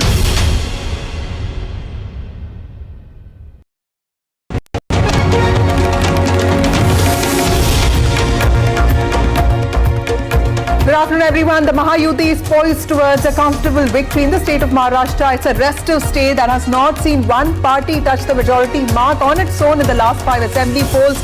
And in the last 5 years, it has seen 3 chief ministers, 4 deputy chief ministers, multiple wars for symbols and names. But leading in over 127 seats, the BJP also seems to have really put on its best performance. But how does that change the dynamics? What are the large implications of this win? All of that is going to be keenly watched. Good morning, and it's just not a victory, it's a tsunami for the Mahayuti in Maharashtra. I mean, for all those who are thinking it's going to be a keenly contested match, just take a look at what's happening at this moment. If you talk about the MBA, I think it's that's the man of the moment at this moment, isn't it? What's the Devendra Fadnavis with the BJP president of Maharashtra, Mr. Bawankule, and possibly poised to be the next chief minister, because with these numbers, there is no way that Devendra Fadnavis and of course the Bharatiya Janata Party would not be staking claim as a chief minister seat is concerned. 127, in a way, it's the choice of the BJP who they want to go ahead with, and the partners would have more or less no say. Though I must say, it was just not the battle between the BJP and the Congress, it was also the battle between the Shiv Sena Uddhav Thackeray versus Shiv Sena Shinde, and of course NCP Ajit Pawar, Sharad Pawar. In all those battles, the Mahayuti has checkmated their opponents. And the other important state, Jharkhand, the India bloc has managed leads in 50 out of 81 seats. Of course,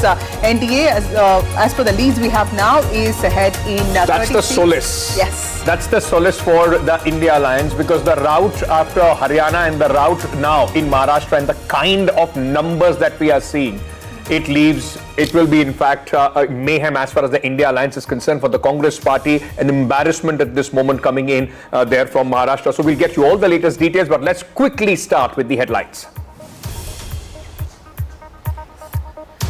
Fadnavis, the ultimate comeback man in Maharashtra. Fadnavis stars in BJP's stunning show, specifically in the seats of Vidarbha. NDA set for a landslide victory in Maharashtra. Stunning feat by the BJP. Contested 149 at this moment, leading on 127. Some relief for the India bloc. Its source in Jharkhand widens its lead, defying anti-incumbency. Hemant Soren most likely to retain power.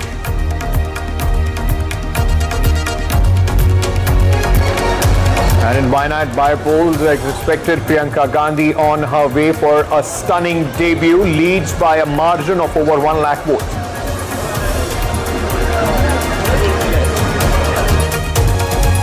Results of bypolls that took place, 42 of them are also coming in. TMC and BJP maintain lead in West Bengal, UP respectively. In Punjab, Aam Aadmi Party leads in 3 seats, Congress in 1.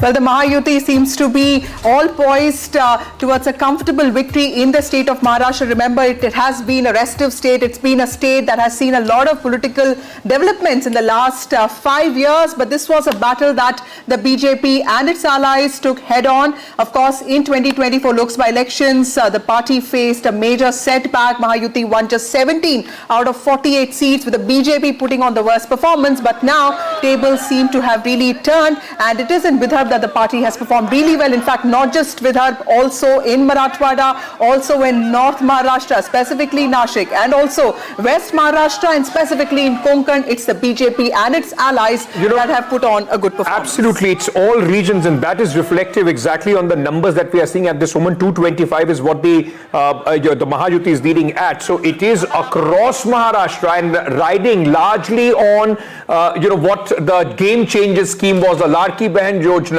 and then of course the massive election management of the Bharatiya Janata Party at its best being displayed as we talk about these numbers. In just about 4 months from the Lok Sabha elections, the reversals and the way, in fact, in all the areas where the party was weak, whether it is now the reversal of the Dalit vote coming to them. Look at it, even by the context of the Dalits, the OBCs, even the Marathas, the Maratha agitation impact also not at this moment denting the party. So where on the one hand, the MVA thought that after the elections result of the Lok Sabha, their victory was given, the BJP and their allies went back to the drawing board, completely different strategy, and riding on the back of the women vote of the Ladki Bahan Yojana have stunned with these results. And also, I think, Ankit, the most important takeaways would also be the fact that apart from the Ladki Bahan Yojana, the BJP also took a lot of corrective measures and took its allies along with it. And there was a lot of focus on the Maratha factor, which was in some ways reflected in Eknath Shinde's leadership. And like we were talking before the show began, Eknath Shinde also projected himself as this common man, somebody who understood, issues of common people, contrasting that with the image of Uddhav Thackeray, completely accessible person, somebody who threw the doors of Varsha open to common people. So completely, a lot of these, it's a battle of perception in Maharashtra, and that is where the Mahayuti seems to have really pulled it off. Let's go across to our colleagues right now. It's more or less the results, the leads have settled, and this is how the result would look like, more or less, barring a few seats up and down. Radhika joins us from, at this moment from BJP headquarters, where a lot of action, Radhika, behind you. Jitendra is also joining us. Let's very quickly first go to Radhika. Radhika, the BJP, asked the voters, their supporters there, their karyakartas, I'm sure they didn't expect to wake up to this result this morning, isn't it? It's an absolute tsunami.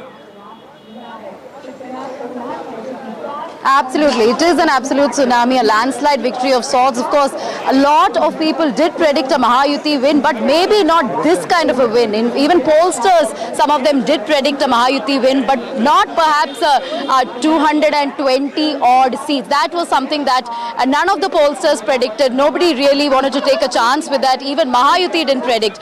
The leaders said it could be 180, 185, but not beyond that. Let me show you where I am. Yes, I'm at BJP headquarters, and as you can see, these are the flower decorations that have been put up. This was put up just about half an hour to an hour ago.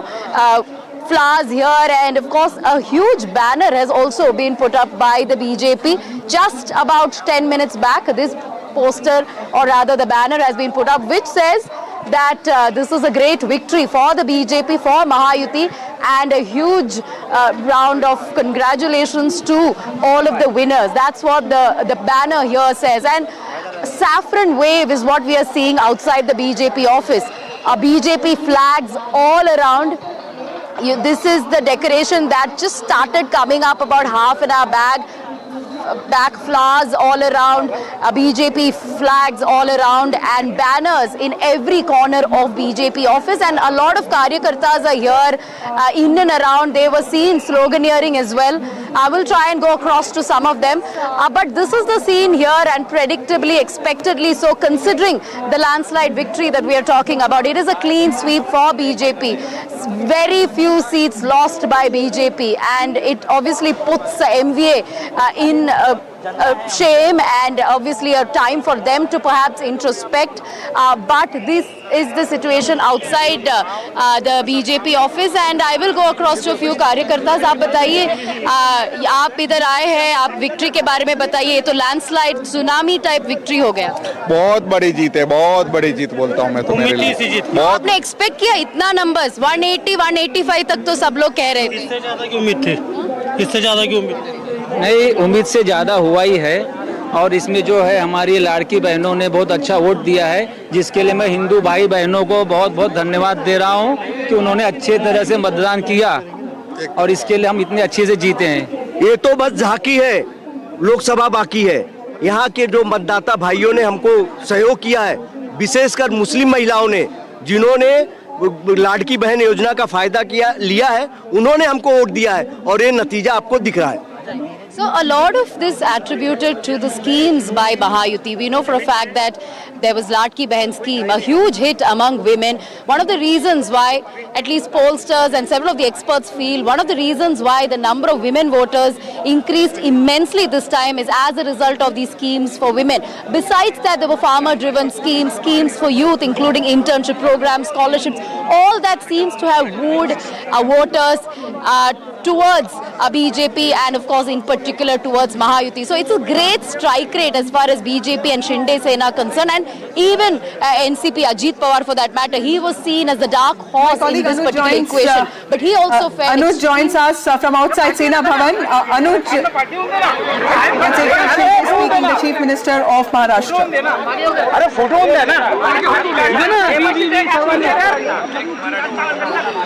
The Chief Minister is also leading from his constituency, Kopri Pashpakadi, and also a strong man there, Maratha strong person, but of course the BJP doing well on its own this time. But also, you know, one of the big winners of the day, Eknath Shinde, who transformed the image. If you would have asked somebody 2 years back, who is Eknath Shinde, many people in Maharashtra would not have been able to tell you who Eknath Shinde is today. He transformed the chief minister to the common man. His house is also open all the time, and that is something the Shiv Sainiks would have always wanted. He's speaking at this moment. Let's listen in. All right, he's speaking in Marathi.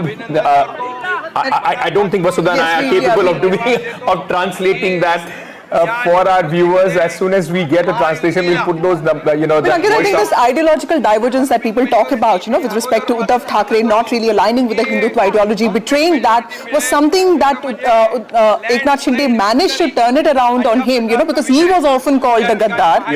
But he said that, you were the one who really didn't stick by values that we were brought up with, and hence what I did was the right thing to do. I think for Uddhav Thackeray, we've been seeing, that's the problem with the Mahavikas Aghadi. Right from the Lok Sabha election, whatever worked for them, they continued with that. Rahul Gandhi continued with his constitution plan. Uddhav Thackeray still continued to try and gain some sympathy, calling him Gaddar and Pachas Koka, so on and so forth. That trick worked once, did not work in this election. And of course, with the Ladki Behan Yojana riding on the popular women vote, there has been an increase as far as the women voters are concerned in Maharashtra. And Eknath Shinde, he was able to present himself as an absolute contrast to what Uddhav Thackeray was standing at. And if this election was in any way a referendum on who the real Sena is after the Lok Sabha, possibly the voters, especially the Marathi Manus, who the Uddhav Thackeray faction was banking heavily on, has answered that. Somebody in the BJP told me that Maharashtra does not need mass leaders. Like if you talk about Yashwant Rao Chavan or Shankar Rao Chavan or Mr. Nayak or... Okay, we have Anuj with us to translate what Mr. Shinde is speaking about. नोंद आणि त्याची कामाची पोचपावती या महाराष्ट्रातल्या जनतेने आम्हाला दिलेली आहे. खरं म्हणजे आता आम्ही 2.5 वर्षात जे काम केलं, आता पुढच्या कार्यकाळामध्ये आमची आणखी जबाबदारी वाढली आहे. The people of Maharashtra have validated all the work that we have done, but this also puts us under more responsibility to work even harder in the next term.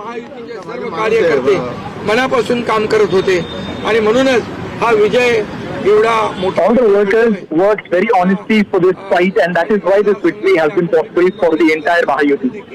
मतदारांना धन्यवाद देतो की खूप मोठ्या लीडने मार्जिनने त्यांनी मला I would like to thank to all the workers and all the people of Maharashtra for giving us such a huge and unprecedented lead. पुन्हा एकदा सगळ्यांना मनापासून खूप खूप शुभेच्छा मनापासून सगळ्यांचं सर्व मतदार I'm thankful to everyone, all the workers and all the people of Maharashtra.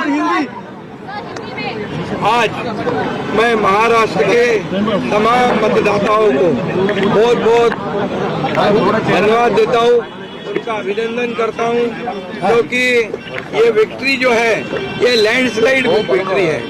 ये मैंने कहा था कि महायुति को थम्पिंग मेजोरिटी मिलेगी और इसीलिए मैं तमाम मतदाता जो है मेरी लाडली बहनाओं को मैं धन्यवाद देता हूँ, लाडले किसानों को मैं धन्यवाद देता हूँ और लाडले हमारे भाई हैं, लाडले सीनियर सिटीजन हैं, सभी वर्ग जो है सभी वर्ग को मैं धन्यवाद देता हूँ कि उन्होंने ऐसी विजयश्री प्राप्त कर दी है कि न भूतो न भविष्य तो ऐसी विक्ट्री जो इस बार मिली है, जो 2-2.5 साल हमारी महायुति ने काम किया है।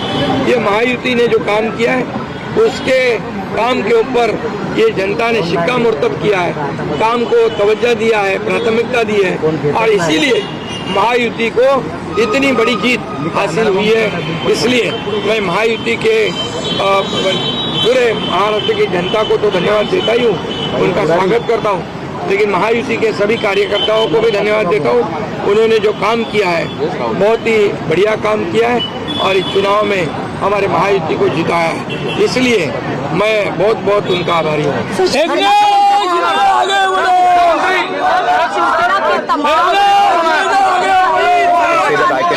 Chief minister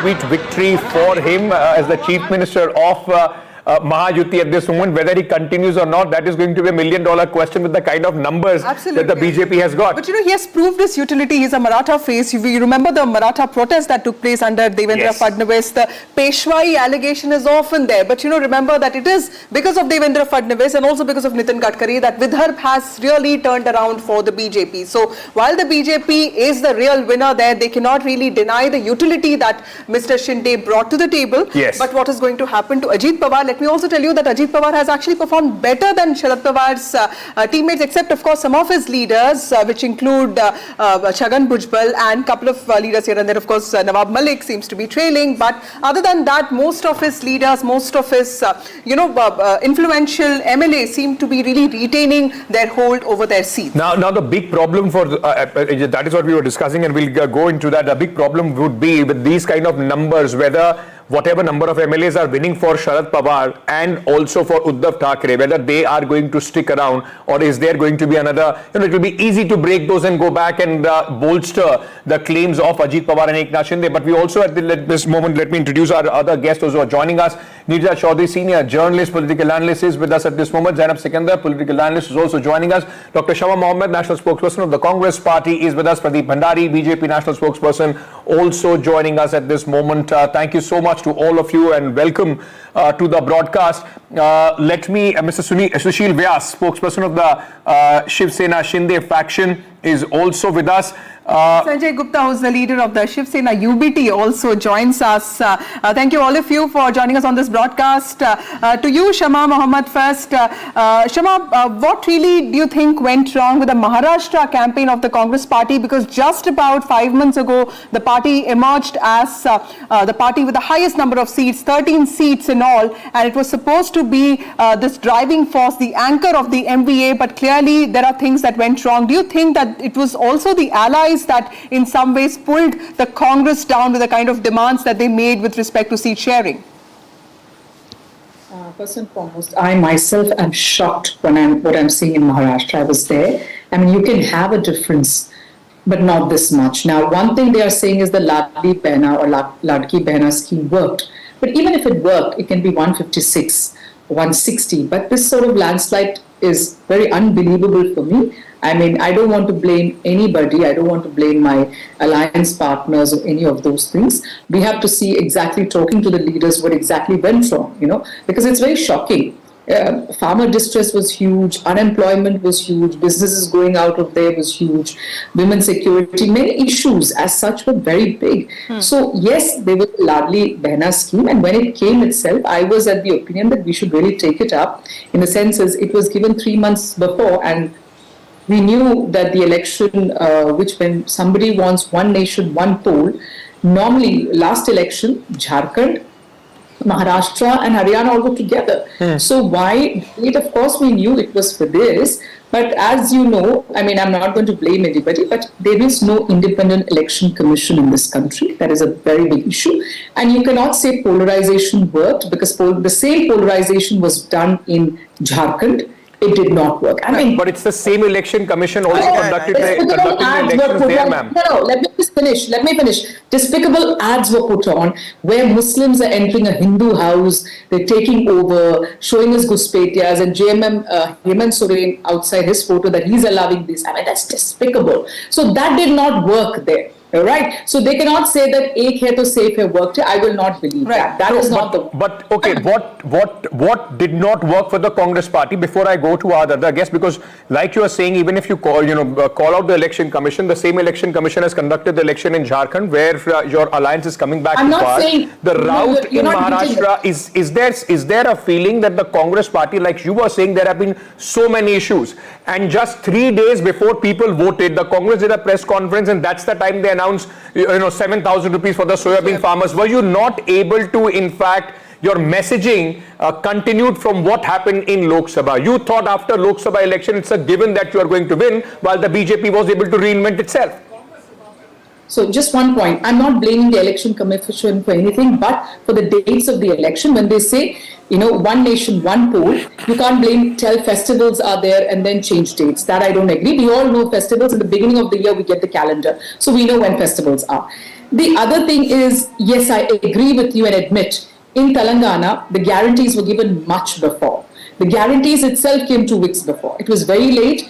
The people, I was in Pune, many of the candidates did not even publish those, get the guarantee cards to give it to the houses. So guarantees were released very late. I agree on that. In Telangana, it was done 1.5 months before. We were up to there. We gave it to the people. Yes, there was a coordination issue in Maharashtra. I saw it. So there are definitely issues. So the coordination issue is important here, and I'm glad that you mentioned it. Pradeep Bhandari, Prime Minister and a lot of BJP leaders have been extremely critical of freebies, but of course, what is happening is state after state we see the BJP actually offering a lot of guarantees. Okay, I think Pradeep is not able to hear us. Yes. We'll go back to Pradeep. Let me go across to Sanjay Gupta, who comes from the UBT Shiv Sena.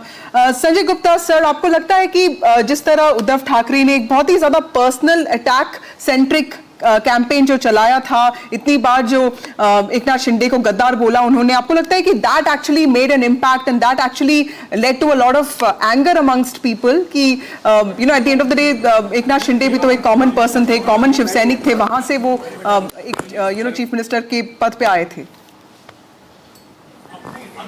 Phone तो करवा करें. देखिए, एकनाथ शिंदे जी गद्दार नहीं, वो बागी थे. उन्होंने बगावत की थी, और बगावत जिस बात पर की थी, इस बात को हमारी पार्टी के सीनियर लीडर्स ने कई बार बोला. मनोज जोशी जी ने बोला कि हमारा नेचुरल अलायंस बीजेपी है. प्रताप सरनायक जी ने भी बोला कि हमारा नेचुरल अलायंस बीजेपी है.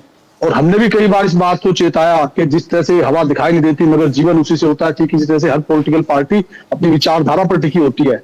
लेकिन जब हम बोलते थे तो अक्सर हमसे पूछा जाता था कि आप किस तरफ हो. तो जिस विचारधारा को छोड़ करके पार्टी ने जिस तरह से कांग्रेस के साथ गठबंधन किया, इस बात से हमारे उद्धव गुट में भी 90% लोग ऐसे हैं जो आज भी ये चाहते हैं कि हम कांग्रेस के साथ गठबंधन में ना रहे और हम बीजेपी के साथ ही गठबंधन में रहे, क्योंकि हमारी पार्टी चुनावों के नंबर्स का असर है. अभी से इस तरह की आप बात कर रहे हैं, कल आपके जो एमएलए दोनों जीत के आ रहे हैं वो भी अगर बीजेपी के साथ चले जाएंगे, वो भी वापस चले जाएंगे शिंदे जी के साथ. तो उद्धव ठाकरे का जो पूरा सवाल था कि असली शिवसेना कौन है, वो क्या आप इन चुनाव से जवाब मिल गया है? बिल्कुल, देखिए किसी भी बात का सबसे अंतिम निर्णय लोकतंत्र के अंदर जनता ही लेती है। और मैंने हमेशा, किसी एमएलए ने क्या कहा क्या नहीं कहा, मैं इस बात को नहीं कहूंगा, लेकिन मैंने हमेशा इसी बात को कहा कि जो भी 5 साल के अंदर महाराष्ट्र की राजनीति में घटा, उसका अंतिम निर्णय महाराष्ट्र की जनता ही लेगी, और महाराष्ट्र की जनता जो निर्णय लेगी वही सही निर्णय होगा। Impact of these elections, Vasudha, where the spokesperson of the Uddhav Thackeray Sena at this moment somewhere conceding to the fact that we may have made a mistake by going to Pradeep Bhandari, often we have seen the Prime Minister and also BJP leaders actually, call out this idea of providing welfare and calling it freebies, revdies, but state after state we are witnessing the BJP also offering very similar welfare programs and saying that this is empowerment of women. I completely agree that it is empowerment of women. Women need that kind of money, especially, in times like this. But do you think that's become a blueprint for the BJP, and now that also doesn't put you in a position to criticize the Congress for its guarantees, or even question how irresponsible it is? Well, thank you so much, Vasudha and Ankit, for having me. Well, there is a difference, Vasudha, here, that when we give a guarantee, we complete and we ensure that the guarantee, we live to our what we promise. And there's a difference because the Congress party, whatever it promises, the Congress party does not deliver. Look at Karnataka as a test case of Congress party, and look at Maharashtra as a test case of Prime Minister Narendra Modi's Bharatiya Janata Party and NDA. In Karnataka, the Congress party could not provide Greh Lakshmi. Congress party has increased the price of milk. Congress party has increased the price of water. Congress party has ensured that the land of the farmer is given to work. So we can go on to our political debate. Today I want to focus on a very important point, Vasudha. I was listening to Shama and she could not even concede. She started to blame the election commission and was saying that the result is unrealistic. Please look at this last history. 2014, the same individual said the result was unrealistic. Prime Minister Narendra Modi came with full majority. 2019, the same individual said that the result was unrealistic. Prime Minister Narendra Modi came with full majority. 2024, they said that they are coming an absolute majority. We repeated the government for the third consecutive time. In Haryana, they said that it is impossible for the Bharatiya Janata Party to come. We came back and defeated all odds. In Maharashtra, they were claiming victory. We've got a landslide victory. The commonality in all of this is that we get a pro-governance vote, we get a pro-welfare vote. And in all these elections, the good part for a democracy has been, whether even it is Jharkhand, that the women voting in the democratic process has increased substantially. For the first time in Maharashtra, since 1962 onwards, the women vote surges more than the men vote surge. So in our democracy, it is the women which is the swing vote, and the women is going with welfare and development. Pradeep, may I just come back to you in just a fraction of a second, because our colleague Prabhakar is joining us from Jharkhand at this moment. Jharkhand, of course, Pradeep, interesting things to talk about as well. As interesting as Maharashtra is, for this is the only solace as far as the India alliance is concerned. Prabhakar, for Hemant Soren, now not only does he emerge as one of the biggest tribal leaders, not just in Jharkhand but across the country, he has also done something which is not usual in Jharkhand. 5 years we have seen the government changes. This time he has been able to make sure that the alliance crosses that victory mark. Yes. And is it more of an emotive vote? Because, like Ankit said, that he is, Hemant Soren is the, most popular tribal, in fact, the only tribal chief minister that the country has. He was also jailed for a few months. What is an emotive vote, or was it also the welfare push and also... Maya Samman, I mean, the women voted once again. And the campaign around tribal identity, protecting Sarna Code, is that all, all these factors, did they play an important role in this, in making the voters, go for Hemant Soren's party, or at least as of now we think that's where the leads are showing us to.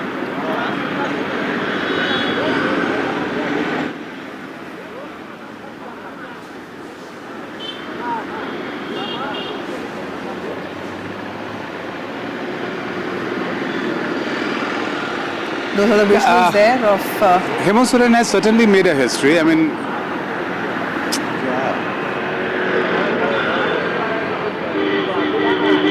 Hemant Soren certainly has made a political history, and it has never been done in Jharkhand before. He is a chief minister who served for 5 years, and then he made a comeback which was never seen in Jharkhand before that. We are right now at the chief minister residence, though it wears a deserted look as of now, but we are told that as time passes, you'll see laddus and crackers, all laddus being distributed here and crackers being busted here. Now, what actually worked for JMM on ground is something very interesting. Hemant Soren was from day one playing a victim. He said that he was a tribal chief minister, a tribal leader, and the way BJP had not only targeted him, but he was sent behind bars. So he went to his voters actually claiming to be a victim, playing a victim, and that seems to have worked on the ground. As far as BJP's effort to eat into the dent into that tribal vote bank of JMM, which is considered to be their vote bank, did not work on the ground. We saw the narrative of the infiltrators, the Bangladeshi migrants, all being floated on the ground by BJP, but that actually did not seem to be working on the ground and did not work for BJP at all. And most importantly, the women voters. Remember, Maiya Samman Yojana is the flagship program of JMM, and they have been giving 1,000 rupees stipend to women living under below poverty line, 1,000 rupees monthly, and they've already given away four installments. Now, JMM has promised that if they are voted back to power, they would increase this stipend from 1,000 to 2,500 rupees. What we saw on ground was women voters lining up, and we saw it in data also released by the Election Commission that almost 80% of the constituencies actually the women voters outnumbered men. So is it because of the women voters which actually who stood in the line and voted for JMM? So we'll have to actually dig deep into this data, but as of now JMM seems to be all smiling. Yeah. Thank you for joining us at this moment. But Neerja ji, let me ask you this. Does this now present the blueprint for for every political party, for every alliance? Yes. We have seen the whole women voter, and especially trying to give the direct benefit of cash incentives to the women voters, state after state. If you are in government, if you start doing this, even if it is just 6 months before the election, that becomes the most formidable thing. Whether it is Madhya Pradesh, whether it is now, of course, in the state of Maharashtra and Jharkhand. Whether what you do in 4.5 years matter less, what you do in the last 6 months with these direct cash transfers to the women, is that the way forward for every political party? And also two more things, sub-classification in the Dalit category, in the SC category, something that we saw in Haryana also, and also in Maharashtra, and of course electricity for farmers. So I think these are the three things that the BJP has managed to crack, and they feel that that is one thing that gets voters on their side. And you see, if women are almost 50% cutting across caste, and I saw in Maharashtra Dalit women, OBC women, Maratha women being excited by this, what money they had got in their hand. Yes, the answer to your question is yes, this may well become the blueprint. And even in Maharashtra... I'm sorry I'm interrupting you. Mr. Vinod Tavre is speaking at this moment. The man was in a lot of controversy 24 hours before the voting. Let's listen in. Eknath Shinde ji, Devendra ji Fadnavis, Ajit Dada Pawar, आणि Ramdas आठवलेंचे RPI या सगळ्यांनी जे एकत्रित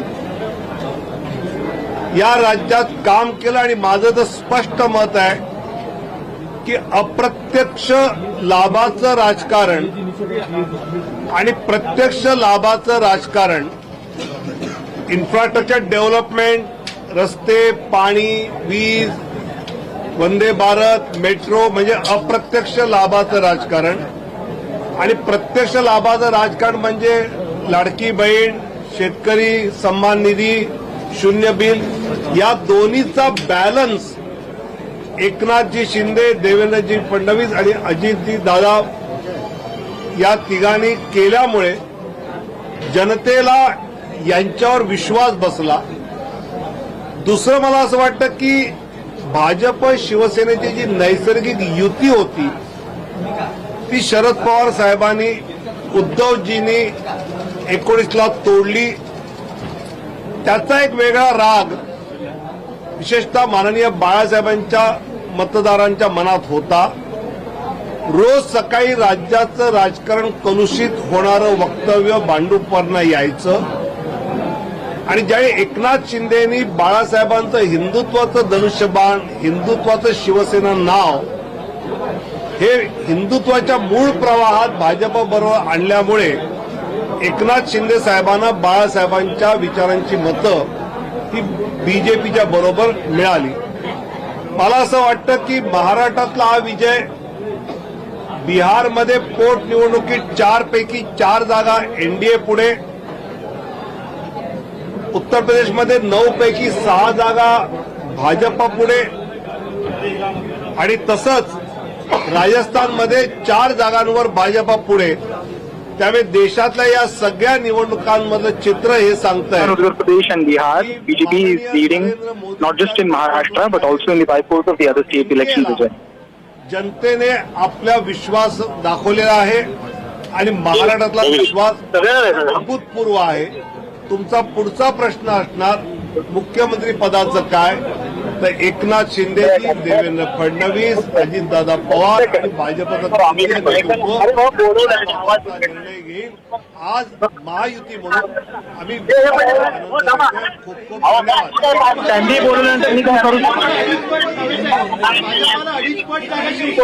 महाराष्ट्र में मतदाताओं ने जो भाजपा महायुति को Sanjay Pugalia, who's the CEO and editor-in-chief of NDTV, has his analysis on what went right with respect to the Maharashtra elections and how did the narratives pan out. Let's listen in to what he's saying. सोबत आहे विनोद भी अपने साथ. Informal चर्चा भी कर रहे हैं इस पूरे इलेक्शन के बारे में. हर कोई अपनी अपनी राय दे रहा था, हर कोई अपने अपने प्रेडिक्शंस बता रहा था, पर शायद ही आज के जो आंकड़े आए हैं वहां तक कोई भी प्रेडिक्शंस पहुंच पाया. बिल्कुल सही है. ये चुनाव का जो रिजल्ट है वो वास्तव में कई कारणों से ऐतिहासिक है. बीजेपी की जो डोमिनेंट पार्टी बनने की एक मुराद थी वो कई सालों के बाद इस चैलेंजिंग चुनाव में पूरी हो गई है. मराठा वोट और गैर मराठा वोट को एक साथ लाने का असंभव काम भी उन्होंने करके दिखाया है. उनका स्ट्राइक रेट करीब करीब 85-90% का है सीटों के मामले में और वोट शेयर करीब करीब जाएगा 50%. ये ऐतिहासिक है. आप ये सोचें कि शतरंज की जितनी चाल इन्होंने खेली और जब खेली पिछले 2 साल में या 5 साल में महाराष्ट्र की राजनीति को कैसे डोमिनेट करना है या कैसे जीत के लाना है, उसमें उनकी हर चाल, हर स्ट्रेटजी और हर टैक्टिक्स कामयाब हुई है. शिंदे को तोड़ करके लाना, अजित पवार को साथ में लाना, शिंदे को प्राइमेसी देना और उसके बाद ऐसे मुद्दे गढ़ना जिसमें एक तरफ विकास और दूसरी तरफ उससे भी बड़ा महिला वोट बैंक, ये जो था उन्होंने इनके लिए कमाल किया है. इस तरह की विजय की तो बीजेपी को खुद को भी उम्मीद नहीं थी. ये बात मैं आपको बता सकता हूं. तो इस चुनाव का जो सबसे बड़ा आउटकम है वो ये है कि लोकसभा चुनाव महाराष्ट्र के मामले में एक एबरेशन था. वो आप पाएंगे कि इस बार सभी वर्गों के, हम लोग कह रहे थे कि पिछड़े वोट मिलेंगे क्या, दलित वोट मिलेंगे क्या, हिंदू दलित वोट संविधान के नाम पर चले गए थे उसका क्या होगा, वो सब वापस आते हुए दिखलाई पड़ रहे हैं. ये चुनाव स्ट्रेटजी और टैक्टिक्स के लिए इस पूरे बीजेपी, मोदी, शाह, संघ, देवेंद्र फडणवीस, शिंदे, इन लोगों के काम करने के तरीके का पीएचडी का विषय होना चाहिए विपक्ष के लोगों को जो आज धूल चाट रहे हैं. संजय सर, एक सवाल यह है कि जिस तरह से बीजेपी को इस चुनाव में जीत की जरूरत थी, मगर इस जीत की वजह से कुछ सवाल भी खड़े हुए हैं. स्पेशली उनके जो दोस्त है शिंदे, उन्होंने अच्छी नंबर्स लाए और साथ में अजित पवार.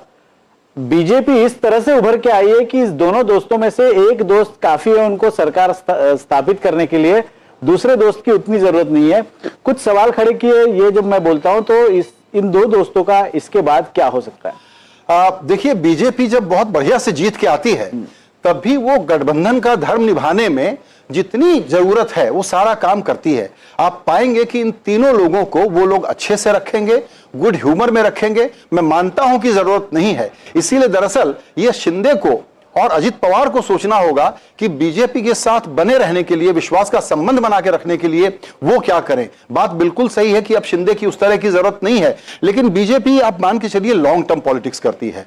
उनका हमेशा था ना, आप सुनते थे ये महाराष्ट्र में सीनियर पार्टनर, जूनियर पार्टनर कौन है. अब वो डोमिनेंट सीनियर पार्टनर बन करके आई है. इसीलिए मुझे लगता नहीं है कि एलाइज के साथ उनकी कोई भी प्रकार की वेवलेंथ में कोई मिसमैच होगा, ऐसा मुझे बिल्कुल नहीं लगता है.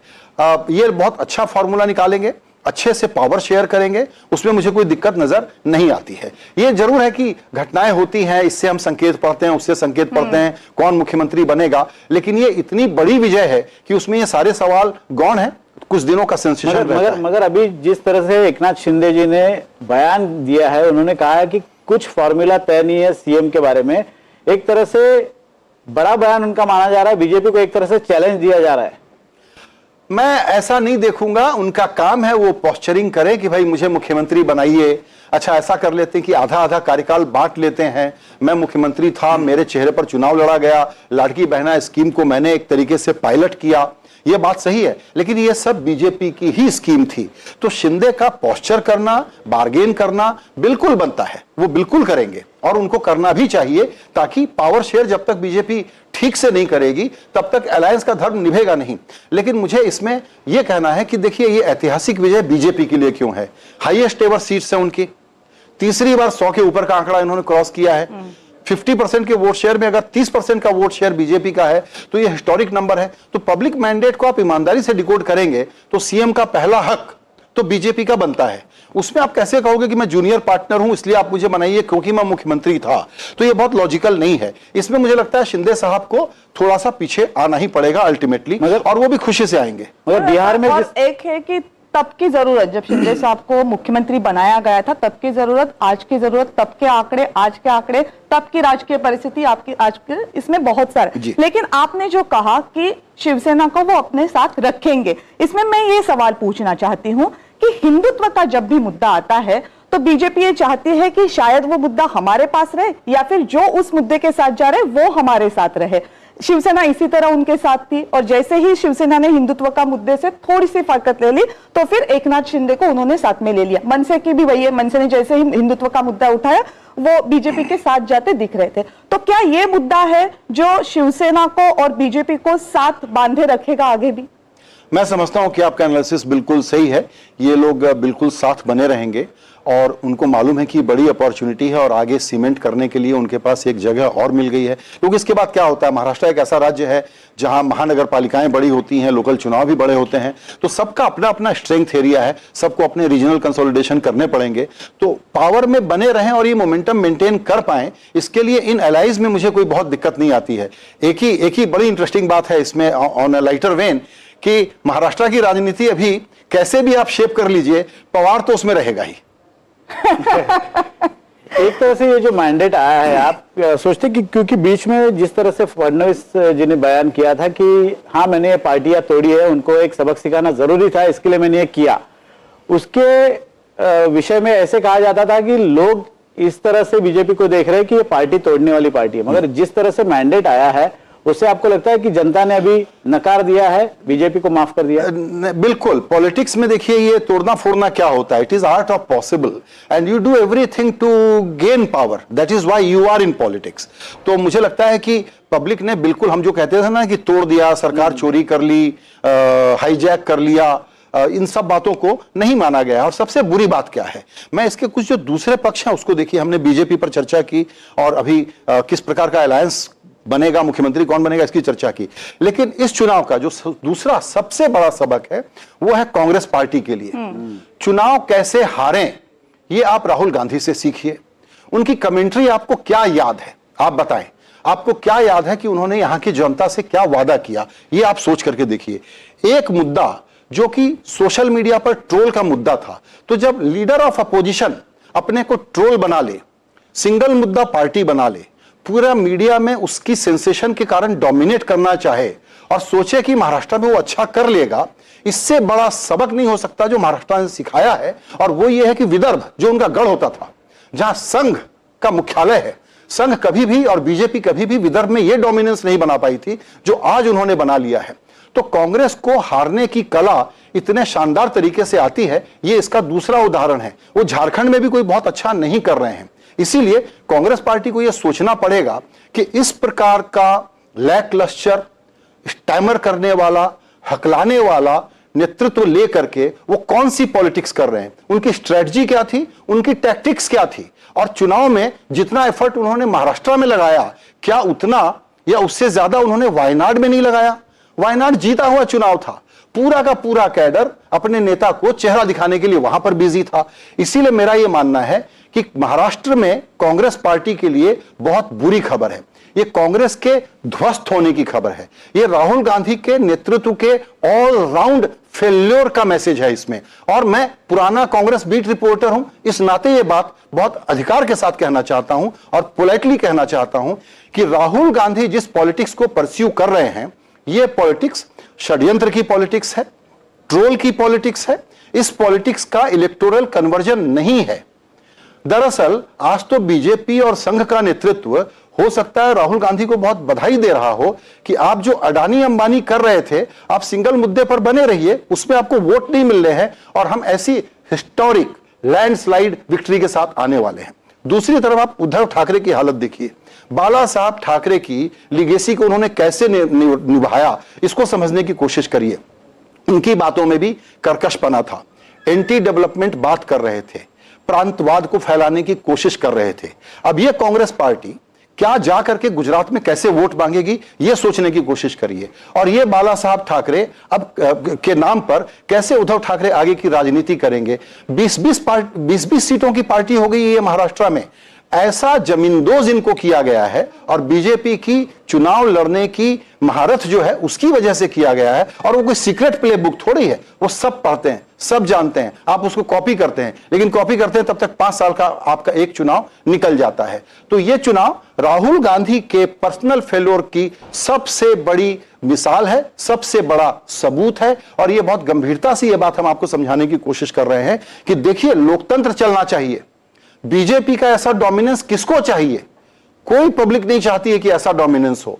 लेकिन अगर अपोजिशन ऐसी एंटी डेवलपमेंट, ऐसा एंटी नेशनल, ऐसा anti business and no pro people क्या कर रहे हैं? उन्होंने 3,000 रुपए दिए, मैं 5,000 रुपए दे दूंगा। यह कोई पॉलिटिक्स होती है क्या? इसीलिए मेरा कहना है कि कांग्रेस पार्टी अभी भी, अगर आप लोगों को यह लग रहा है मेरी बातों से कि भ्रम हो रहा हो कि कांग्रेस पार्टी जागेगी इस झटके के बाद भी, तो इसको भूल जाइए। क्योंकि जब तक राहुल गांधी का नेतृत्व है, कांग्रेस धराशायी होते रहेगी, इसी तरह से टूटते रहेगी।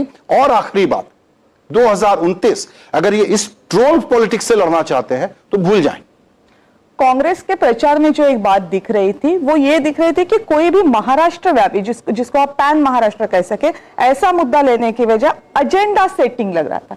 ऐसा लग रहा था कि जो मुद्दे कांग्रेस लाना चाहती थी वो पहले से तय किए गए थे और उन्हीं को कांग्रेस आगे लाना चाहती थी। पर बदकिस्मती महाराष्ट्र के लोगों ने उसको एक्सेप्ट नहीं किया।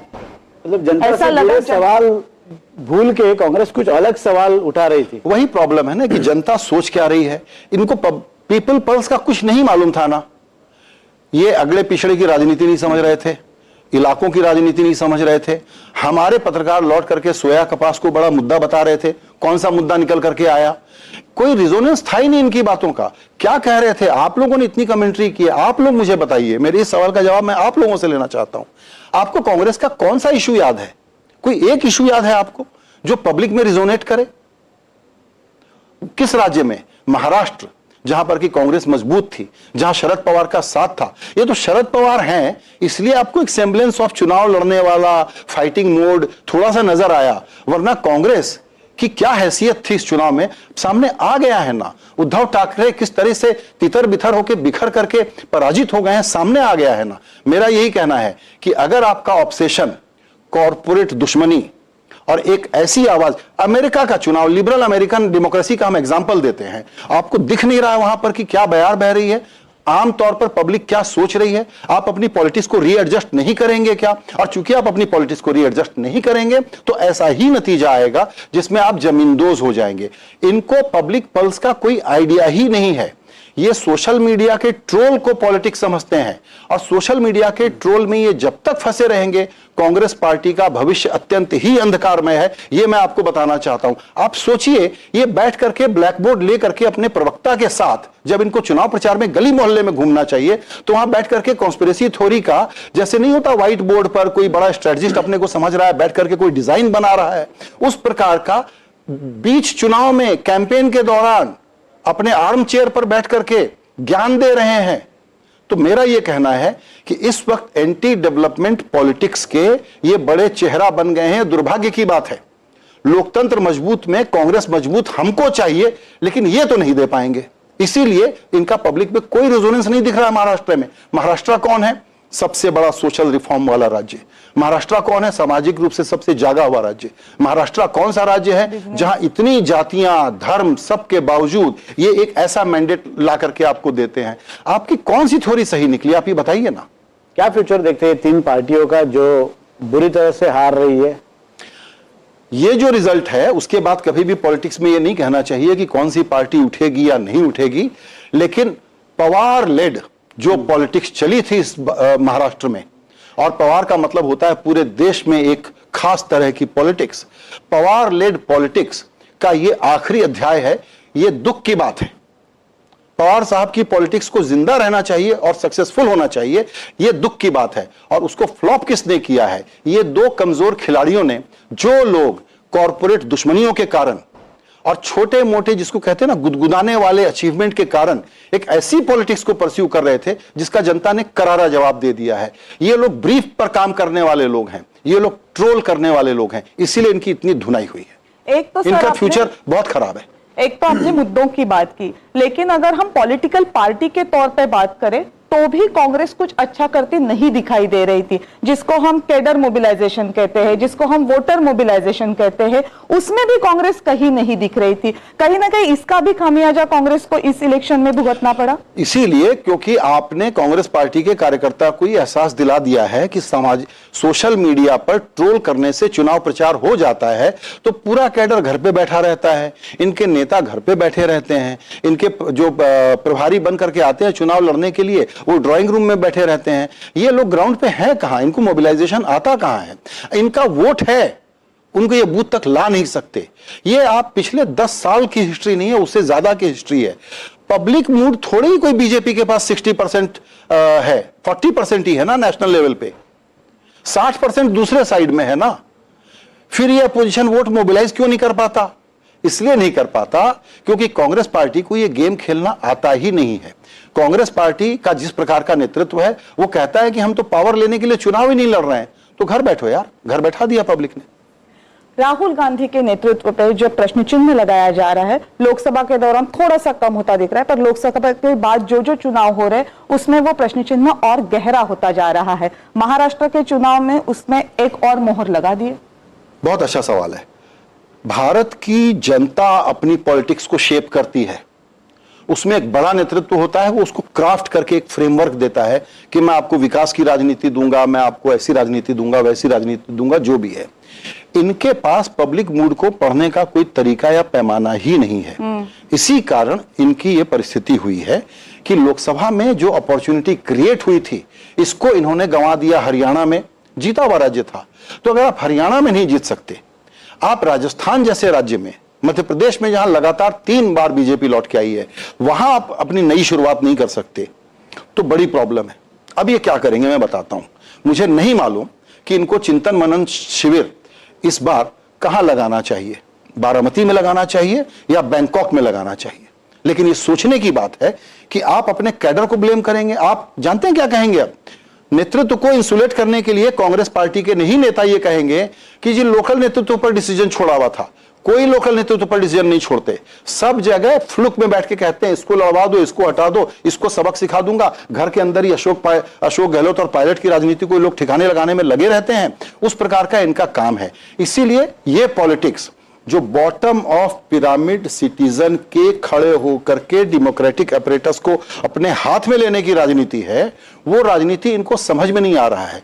ये एलीट पॉलिटिक्स है, ये फैमिली डायनेस्टी ओरिएंटेड पॉलिटिक्स है, उसके आगे इनका कोई बहुत ज्यादा एम्बिशन है भी नहीं लाइफ में। ये प्रॉब्लम है। जिस तरह से चुनाव के नतीजे आए, आप किस तरह से देखते हैं? लोगों को क्या चाहिए? मतलब इस मैंडेट का क्या अर्थ निकाले हम? इस मैंडेट का जो सबसे बड़ा अर्थ है वो ये है कि भारत की पब्लिक ने ही, जो आपने सवाल पूछा उसका एक सप्लीमेंट्री आंसर ये है कि भारत ने ही लोकसभा के चुनाव में भारत की पब्लिक ने ही एक कोर्स करेक्शन किया। तो ये उसके विल का कोर्स करेक्शन था कि आप गवर्न करिए एनडीए, मोदी जी की ही सरकार हमको चाहिए, लेकिन हम थोड़ा सा चेक एंड बैलेंस आप पर लगा रहे हैं। ऐसी अपॉर्चुनिटी को अगर अपोजिशन भुना नहीं पा रहा है तो ये भारत के लिए, लोकतंत्र के लिए दरअसल ऑन अ सीरियस नोट चिंता की बात है। लेकिन ये पॉलिटिक्स में अपोजिशन आएगा कहां से? ये जो अपोजिशन लाना है, क्या ये काम कांग्रेस पार्टी कर पा रही है? अभी तक का रिकॉर्ड बताता है कि नहीं कर पा रही है। क्या उनके कुछ रीजनल छत्रप कर पा रहे हैं? उदाहरण कर्नाटक, हाँ शायद कर पा रहे हैं। तेलंगाना शायद थोड़ा बहुत वहां कुछ हो पा रहा है, लेकिन ये इसलिए हो पा रहा है कि वहां की लोकल पॉलिटिक्स को आपने थोड़ा सा स्पेस दिया हुआ है। रीजनल पार्टियां बनी रहेंगी, वो कहीं नहीं जा रही हैं। डेमोक्रेसी का बैलेंस बना रहेगा, कहीं नहीं जा रही है। लेकिन अगर इस डेमोक्रेसी को कोई पहला थ्रेट है, जो अपोजिशन का काम बचाने का होता है, वो पहला threat Rahul Gandhi led Congress party से है।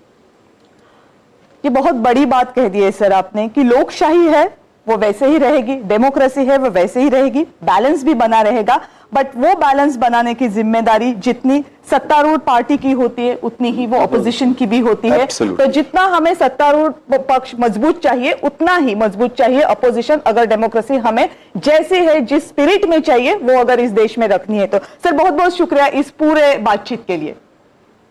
Thank you.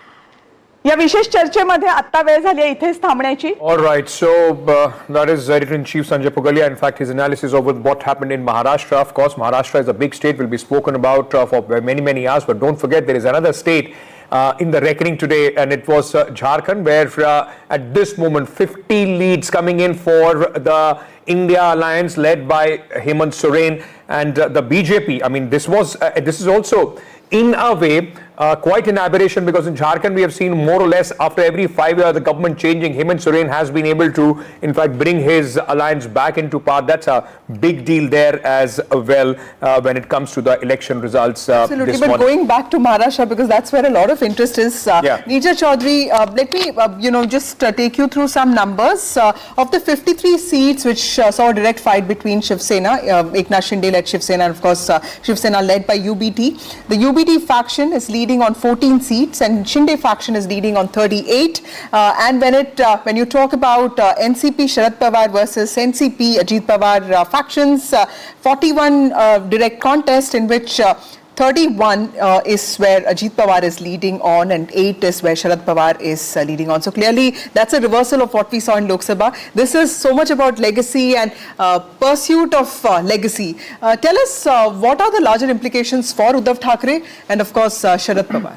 I think for both it's a huge challenge. As I say, you can never rule out anybody in politics, never write their obituary.